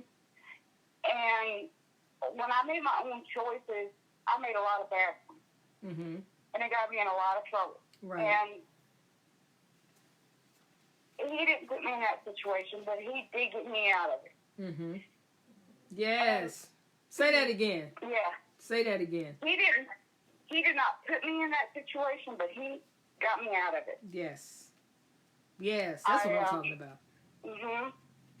I remember I was sitting, I was standing on him, and I was scared. I was like, what am I going to do? And then all of a sudden, I just felt like a presence, and I knew what it was. It was an angel that was, like, next to me. Mm-hmm. And I knew God was watching out for me. Mm-hmm. And it's not the first time. I know God has had his angels around me even when I was out there. Right. Because if he didn't, I would have ended up dead or in prison or whatever. Right. We wouldn't be having this conversation right now. That's for sure. Exactly. We would not be having this conversation. So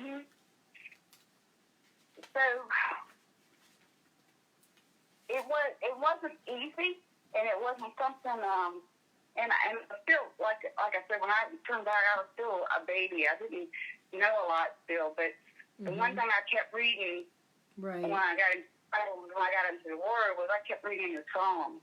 And there's a particular verse that shows me it says it's better to live in a, I don't remember it correctly, to live in a house full of people on a roof or something than not being where there's strife. Okay. I don't know. I can't memorize things. It's been a while since I read that verse, I think. But it essentially means that we're better off in circumstances that we consider less than ideal, right? Right. Than to stay in a situation so you can say, well, I'm still in my house, or I'm still in my apartment, or I'm still in my whatever. And all hell is breaking loose in there. You're better off in a tree. You're better off on top of the house. You're better off somewhere else, right? Than going along with what people accept as normal. You know what I'm saying? Exactly. And that's true. Reasons, and one of the things I like to point out too is it was hard to get out of the situation too because I felt like I was such a failure and I wanted to be successful in a relationship, and I just felt like I started feeling like, that I wasn't valuable because, I couldn't stay in a healthy relationship or a good relationship more than a few years. I mean, they weren't good, but I couldn't, Right. What's wrong with me? Why can't I be in a situation longer than a few years at a time? But think about what I've been saying about how that yardstick gets messed up. Because the longer you stay in it, really, the sicker you get. And what happens is the standard becomes, why can't I absorb more abuse? Right. As opposed to, why could I not recognize that this would be abusive? So now we're measuring the wrong thing. So now I'm a failure because I didn't stay and get both eyes blacked. And I'm a failure because I didn't stay and have him actually pull the trigger. As opposed to, why did I not see that this could be unhealthy in the first place? You see what I'm saying? So over time, now we're evaluating the wrong thing and deciding that we're a failure because we didn't stay longer to get mistreated. Right. And so that's what happens to our thought process. That's what happens to it. When you stay in it, you get desensitized. The only way you can stay is to make yourself okay with it on some level. You've got to be telling yourself something that makes it okay to stay. You're overriding that natural instinct to preserve yourself and protect yourself. You've decided that you are not worth preserving and protecting. And in fact, you should tolerate whatever it is they feel like doing to you. If you then wander into a church and they tell you, well, just don't burn his eggs next time. Okay? I mean, it's just like, what did you do to upset him? God hates divorce. And it works my nerves how they can pick that out of that verse and not read everything around it. I'm just saying, okay? Yeah, exactly. They ignore everything around it and they cherry pick a part of the same scripture, okay? And the whole passage, which declares how much God hates that partners abuse their mates. The whole chapter. The whole chapter. And all anybody pulls out is God hates divorce. That's it. How convenient is that? And so when we go to ministry leaders and the advice we get is pray more, or you should cover your partner, or God delivered all of us from something, or were you all saved when you got married? All of these things that equate to a victim staying in a place where it has been proven that there's always an escalation in DV situations. That is not God. Now, I know I just made somebody upset. probably your pastor. Okay, whoever you tagged, if they're a preacher, they probably wish I would stop. I'm not going to stop because it is wrong. It is wrong. Exactly. It is not God. And when we tell victims this, whether it's the man or the woman that's the victim, you have weaponized the word of God against someone that is vulnerable, and it's not okay. You are misappropriating scripture, and it's not okay. It's not okay. That's right. It's not. And people No, are not. dying. People are dying oftentimes because they listened to their ministry leader. Mm-hmm. Y'all praying for me? Because I know people mad now. Because they listened. And some of us are alive because we figured out that we better not listen to what you were saying. Okay? Now. Yeah. We figured out, hold up, that's not, I know a little bit about God, and I don't think he's telling me to do this. Here's the other thing. We talked about resistive and reactive aggression, right? The enemy's plan doesn't have to be that the abuser kills you. The enemy's plan could be, I'm going to have them badger you so much that you pull a gun. I'm going to have them badger you so much that you commit a crime. Now you're going to prison for the rest of your life. Yeah. Oh, yeah, because I wanted to go after him. I would pray at times that he wouldn't make it home. Mm-hmm. You know, because I didn't know what else to do. Right. Right. And I would visualize myself hitting him over the head with a frying pan. Mm-hmm. And that's how these things happen. And that's how these things happen. So there's more than one way for the enemy to get you. If you stay too long, they might not kill you. You may end up killing them. Yeah. You may end up killing them. Now the trajectory of your entire life has changed. And it doesn't mean that God wanted you to have a prison ministry from the inside. It means that you committed a crime and you got sent to prison. That's what it means. Right. So we have to look at these things on more than one level. Is there anything else you wanted to share? Well, I mean, okay, so we can't leave the people there, right? Because you got out. You got out. We can't leave them there. Let's not leave them there. They'd be like, oh, Lord, Nancy. Whew. Okay, so. I did get out of the situation, and then he tracked me down. Mm-hmm. Share how he did that. Down in the shelter. He tracked her down in a shelter. Tell him what he did. Yeah. Tell him how he did that. He called the shelter. I don't know how he found out that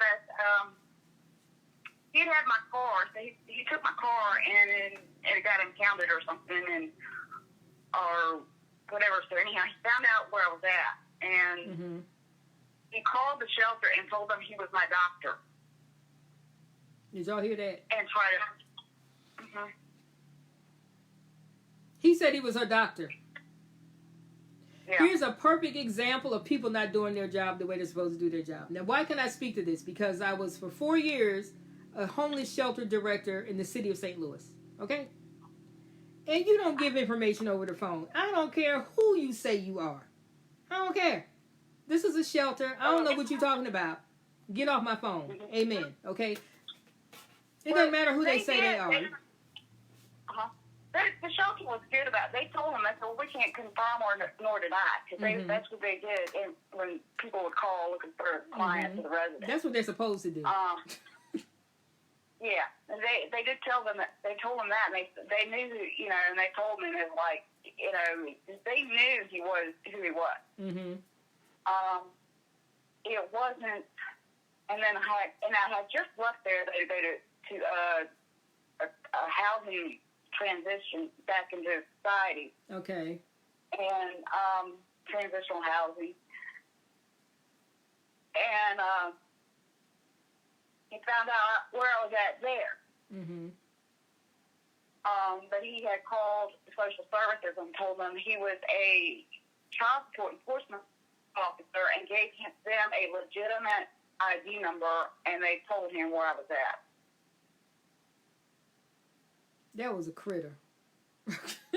Goodness. Yeah. And the arrogance, because he would just impersonate whoever he felt like he needed to be to get what he was trying to get. And it goes back to that manipulative mindset that often accompanies addiction, the craftiness, the entitlement, all of that. All of that. If only he had used his powers for good. Mhm. And then he was going to go and try. So they had me call him and talk to him. And even after I talked to him on the phone, he was like, "Well, you still love me? Do you still love me?" And I was like, I was like, I couldn't answer. I was like, God, no, I can't go back there. And then he was going to take me back to court. So I was not going to have to go back where he was at to go back to court for custody for a child.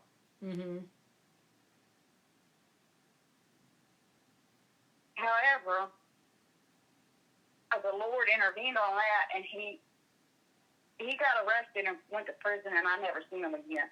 Okay. So happy ending, y'all. Happy ending. Okay.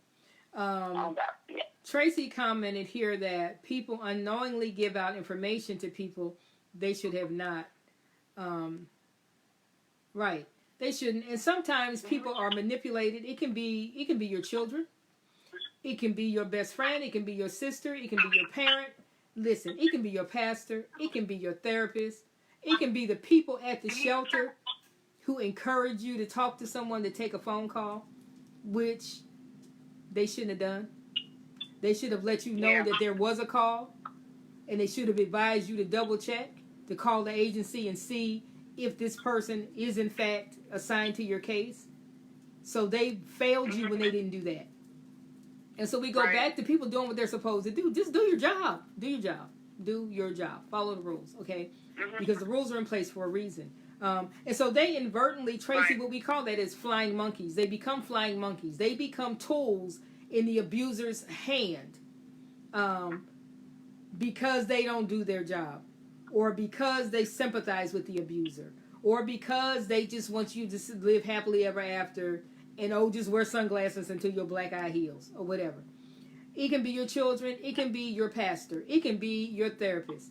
Anyone who's telling you, no matter what their rationale is, to go back into a situation in which you know you are not safe, okay, is a flying monkey. Yeah. That's what they are. Yeah. They're a flying monkey, okay? And if they take issue with that, tell them inbox me so I can tell them directly, okay? But that's what that is. And you place a victim in harm's way, and you become complicit in keeping them there when they are beginning to understand that they're not safe, and you're talking them out of it. And so that's a form of abuse, because now I'm telling you, don't trust that gut instinct that's telling you that you're not safe. Don't trust that gut instinct that's told you you needed to leave because it wasn't safe. You're telling them not to trust that and to go back into a war zone that you're not going back in with them. You're not. So it's not okay. It's not okay. So you're in a happy relationship now, correct? Yeah. And you've been in it for a while. You're married, right? Okay. Yeah. All right. So how did you meet the right person? How did that happen? Well, it went right away. Okay. Because I found myself in another bad relationship. Okay. Although, but this time, and I'll make this one short because that one didn't last long. I come back to the area. I started going back to school or towards my bachelor's, and trying to get my life together. And I met this guy, and we started to date and everything. And then he was going to church. He wasn't a biker. He was not a biker. He wasn't. Wait, he was not. He was not a biker. Right, he wasn't a biker. There you go. Okay, go ahead. Nothing against bikers, but this just wasn't working out well for Nancy. Okay, all right, go ahead. So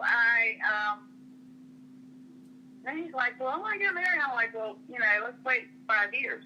And she didn't want to wait 5 years. So we had a pastor and talking to the pastor about it. And he said, well, I don't believe in long courtship. I think people should just go ahead and get married.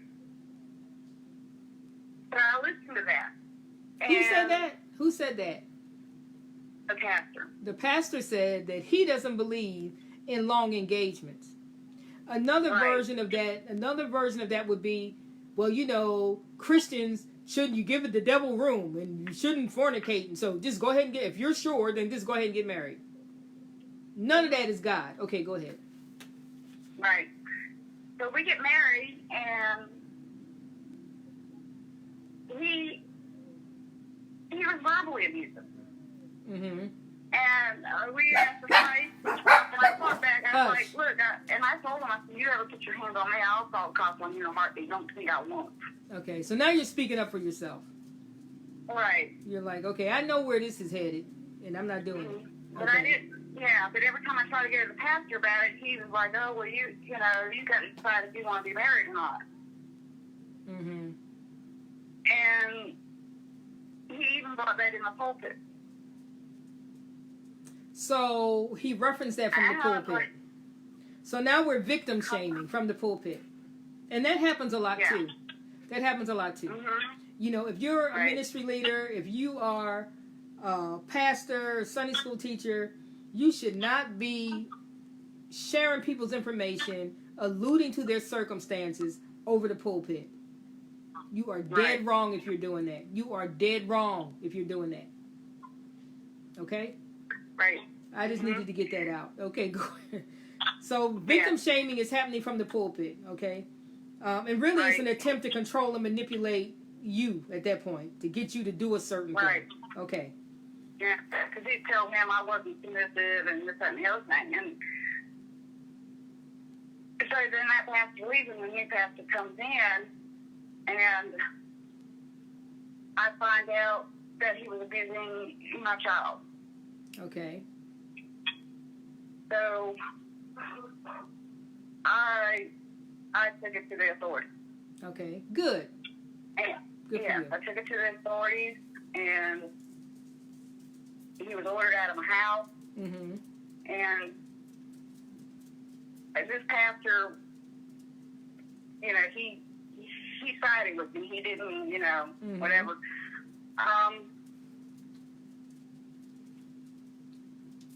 But I was at a prayer meeting, and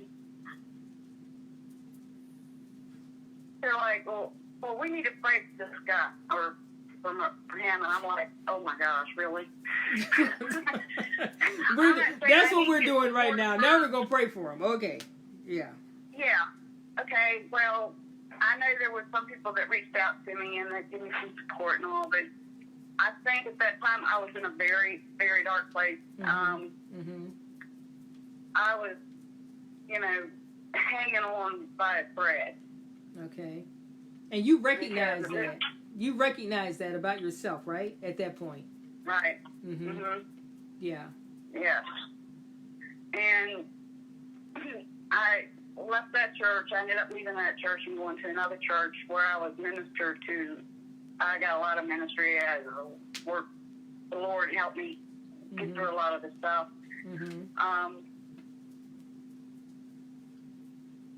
And then basically, guys wanted to start talking to me again and stuff. And I'm like, oh, okay, well then, you know, here I am. I'm alone again.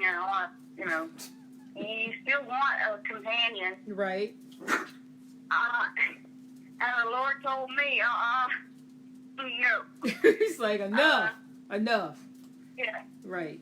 He said, I want you to focus on me for a while. And not men. And not and not filling that void with the wrong thing repeatedly. And what he did was he ended up filling my void. I gave him control. I started learning how to turn everything over to him. Yes. Giving the Lord control. You know, as I grew. And then I ended up getting into motorcycle ministry. I'm sorry. I know, that's why I was laughing every time you said that. Oh, Father. Okay, go ahead. That is hilarious. Okay. Yeah, and then meeting my current husband through this motorcycle ministry, and we ended up working in the ministry together. Okay. That is so and funny. Stuff, and it's good now. I mean, it's like he had to work in me. He had to do a lot of healing in me, and I probably still got more in me. And every time I thought that I would be okay, something else would come up. It's like, okay, well, now we got to work on this issue. Right.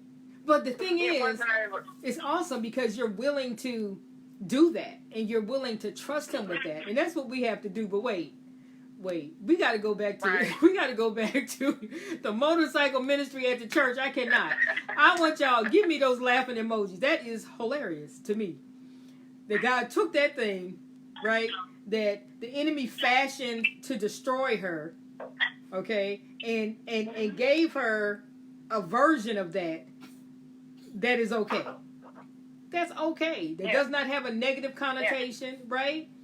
There's nothing wrong with riding motorcycles. There's nothing wrong with wanting to get together. There's nothing wrong with shooting pool. There's nothing wrong with any of that, okay? It's I think Natasha said this a few weeks ago. It's all about intent. Like, what is the purpose of this gathering? What are we getting together to do? What is the driving force behind what we do? Who is it? What spirit are we representing? And so he connects you to bikers that are believers. I love it. Go ahead. Oh, yeah. There's a lot of motorcycle ministries out there. Yeah, they are. And you know what? They were out there before, too. They were out there before, but that's not what you gravitated towards. So I love it. So what does that say? That means that everything, the context was wrong. Thank you, Lord. The context was wrong. The way you were seeking, peace and healing and comfort and solace, it was the context that was wrong. It wasn't a motorcycle, right? It was the context. Right. It's what they were submitted to, what they were committed to, that made it not okay for you.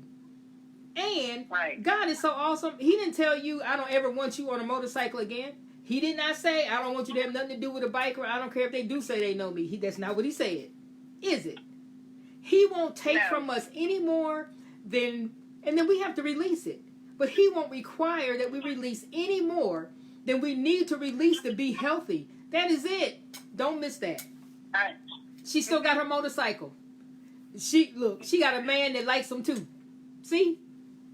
And he does not abuse her. Now. That's right. We honor each other. I'm sorry. Every time I think about, you married to a biker, but he's a believer. Okay. That made my day. That made my day. And you told me that before, and I just burst out laughing every time I think about it, because that's just like God. He is not sitting in heaven on a throne looking at what he can take from us. That's not how that works. That's not his character. That's not his character. No. The context has to be right. The context has to be right. That's it. The context has to be conducive to you fulfilling your purpose in the earth.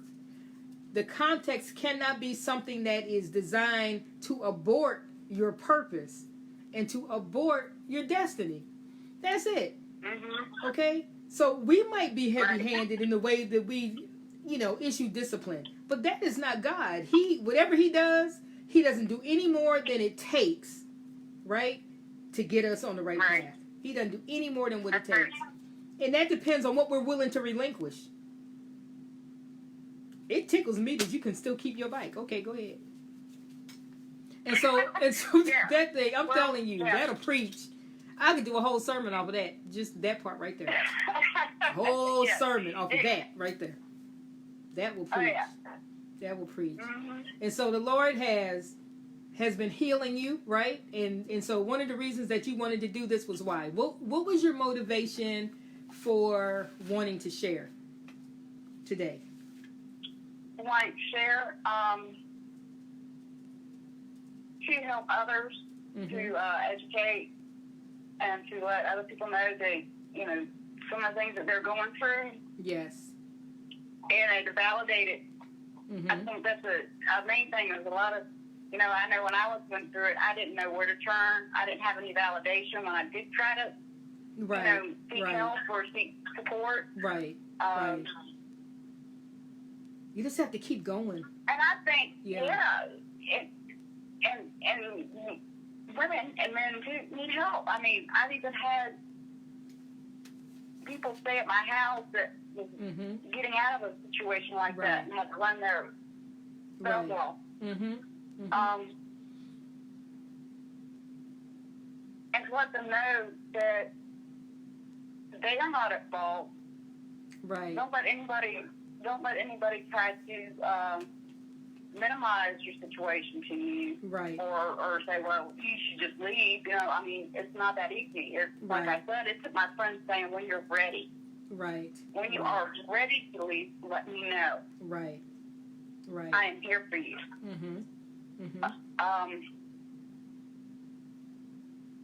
That was, I think, the biggest catalyst.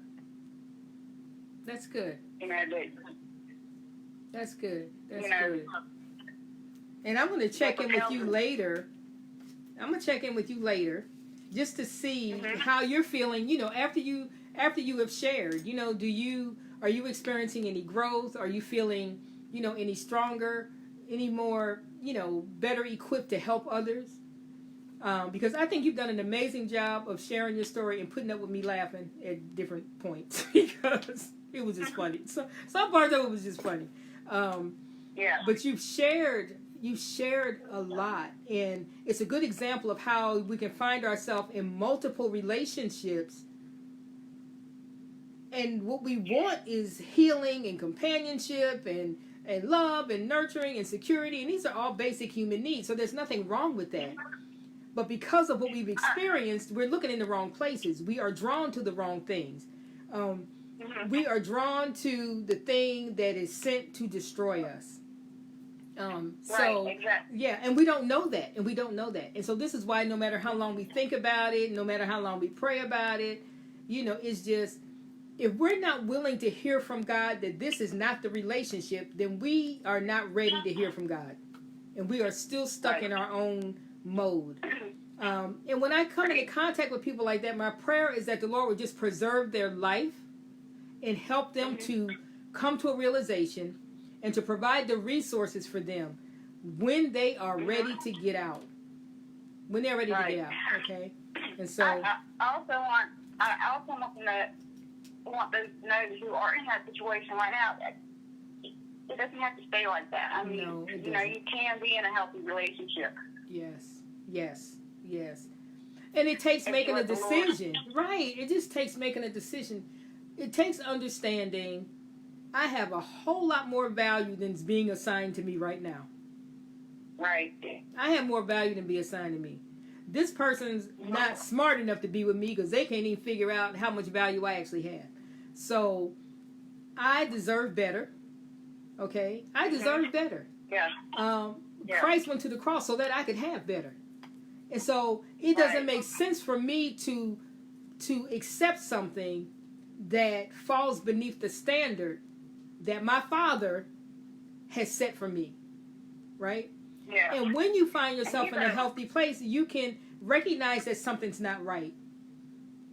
You can recognize that that's not it. And you can walk away from it and understand that you had a right to walk away from that because it was not for you. It does not make them a devil. Right. It does not make them a demon. It doesn't even necessarily mean that they're an abuser. It's just not right for you. And that's okay. That is perfectly okay. It's perfectly okay. So I thank you. Go ahead.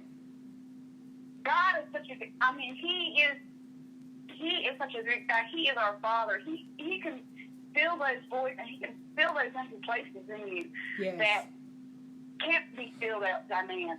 Yes. And He's never left me. I mean, that's the realization I came when I came back. Is I was let down times by man, that He had never let me down. Yes. Even when I turned my back on Him, He never let me down. Right. His faithfulness is unparalleled. I'm telling you, we can stomp off in a fit, shaking our fist at the heavens. denouncing God, deciding I'm gonna be a heathen. I'm just not gonna be I'm not gonna be a faith-based person. I'm not gonna be a Christian. I'm not gonna be a Buddhist. I'm just gonna be a heathen right now because I'm angry and I'm hurt. And we're stomping around acting like that, and he's yet protecting us. Yet protecting us. When you think about the things that have happened, there are things that the enemy wanted to happen that he did not allow to happen. You understand? He protects us from danger seen and unseen. He protects us from danger. I had a contract taken out on me. A whole contract. Like in the movies. I was like, a what? And the person who was supposed to do something to me told me about it. Why? Because when they were homeless, I fed them. And they did not feel disrespected. They didn't feel like I looked down on them or anything. They remembered that I brought them food after church. So if we do what God has called us to do, if we do what is right according to the word of God, there's a protection even in that. I didn't take them food after church because I thought they was going to save my life later. I took them food because they were hungry and I could take them food. You know what I'm saying? And so that is what caused them not to execute that contract. Wow. Ain't that crazy? Oh, yes. And so I know that he absolutely will protect us. So what do you do in the meantime? Live your life in a way that honors God to the best of your ability. Live your life in a way that honors God. Talk to him. You don't have to get deep and mystical. Just talk to him. I talk to him like I'm talking to you. If I have a question, I say, God, I have a question about this. Or I heard what you said. I don't really like what you said, but I heard what you said, and so I'm going to do what you said. Okay, I'm that honest with him. I heard you. I don't like what I heard. Oh, yeah. Okay, I don't like that. I don't like. Okay, God, can you tell me that one more time? Because I need to make sure that was you. Because I really don't want to do this. Okay, and then he'll tell me, and then I'll go do it, whatever it is. Okay, so just know that the Lord loves you. He loves you. He absolutely loves you. And if you were the only person on this planet, he still would have gone to the cross for you. Understand that he only wants what's good for us. And anything that is hurting us has no part of the Spirit of God in them, and that's Scripture. I don't care if they're a bishop. I don't care if they're an apostle. It doesn't matter. If they're a prophet. It doesn't matter. If they are abusing you, the Spirit of God does not reside on the inside of them. And that's the word. Nor has it. That's also the word. Okay? Right. Well, thank you, Nancy. I appreciate you coming You're on. welcome. I appreciate you coming on. You're so brave. You're so brave. And I pray that people are blessed by this. Now, I want you all to know I'm going to probably pop back on later this week. I want to talk to you all about the pandemic in terms of survivors and what they're struggling with, what they're dealing with. And stay connected. If you're not following me, follow me so that you can know when I go live. I appreciate if you share. You can start a watch party. Let's communicate with people and give them hope. Let them know that no matter where they are right now in their situation, there is a way out. There's a way out. There absolutely is. Okay? So I thank you all for your questions and for your amazing participation. Natasha, I love you to pieces. You and Rosalind are awesome scribes. I appreciate it. Tracy Ann, I appreciate your participation as well. I appreciate it. That's right. He suffered for us so that we wouldn't have to. Savannah says thank you to you. All right. Thank you. So you all go back and look at this thread. Yes. Go back and look at the thread. Look at the comments. Look at the questions. I'm going to have Nancy to go back in, and I'll go back in. And if we need to address some things, answer some questions, we will do that. All right. But how many of you can appreciate the humor in her marrying a biker for Jesus? How many? How many? Give me some emojis. I tell you what, that's going to have me smiling the rest of the night. That right there, that's a lot. God is awesome. He is awesome. And so I'm glad that you're in a positive relationship now and that you're healthy and that you've grown to a place where you can say and talk about how you got there and what shaped your decision making. All right? Thank y'all for those emojis. Bikers for Jesus. That's something else. Tell your hubby we said hey. Okay. Tell him we said hey. Tell him we said hey. And so I'll be back on next week. I'll probably pop back on earlier in the week to talk a little bit about this pandemic. You all stay safe, okay? Don't get all deep and mystical and be hugging folk and carrying on. Do an elbow bump. Wave at them, okay? God gave us science as well. We know how this thing is transmitted. Don't play with that. Don't play with that, okay? Don't operate in fear. Use wisdom, all right? Use wisdom. All right. This is Apostle Cheryl Richardson. I love you. Thank you so much, Nancy. I appreciate you all, and we'll be back next week, all right? Blessings to you. All right. Everybody stay safe.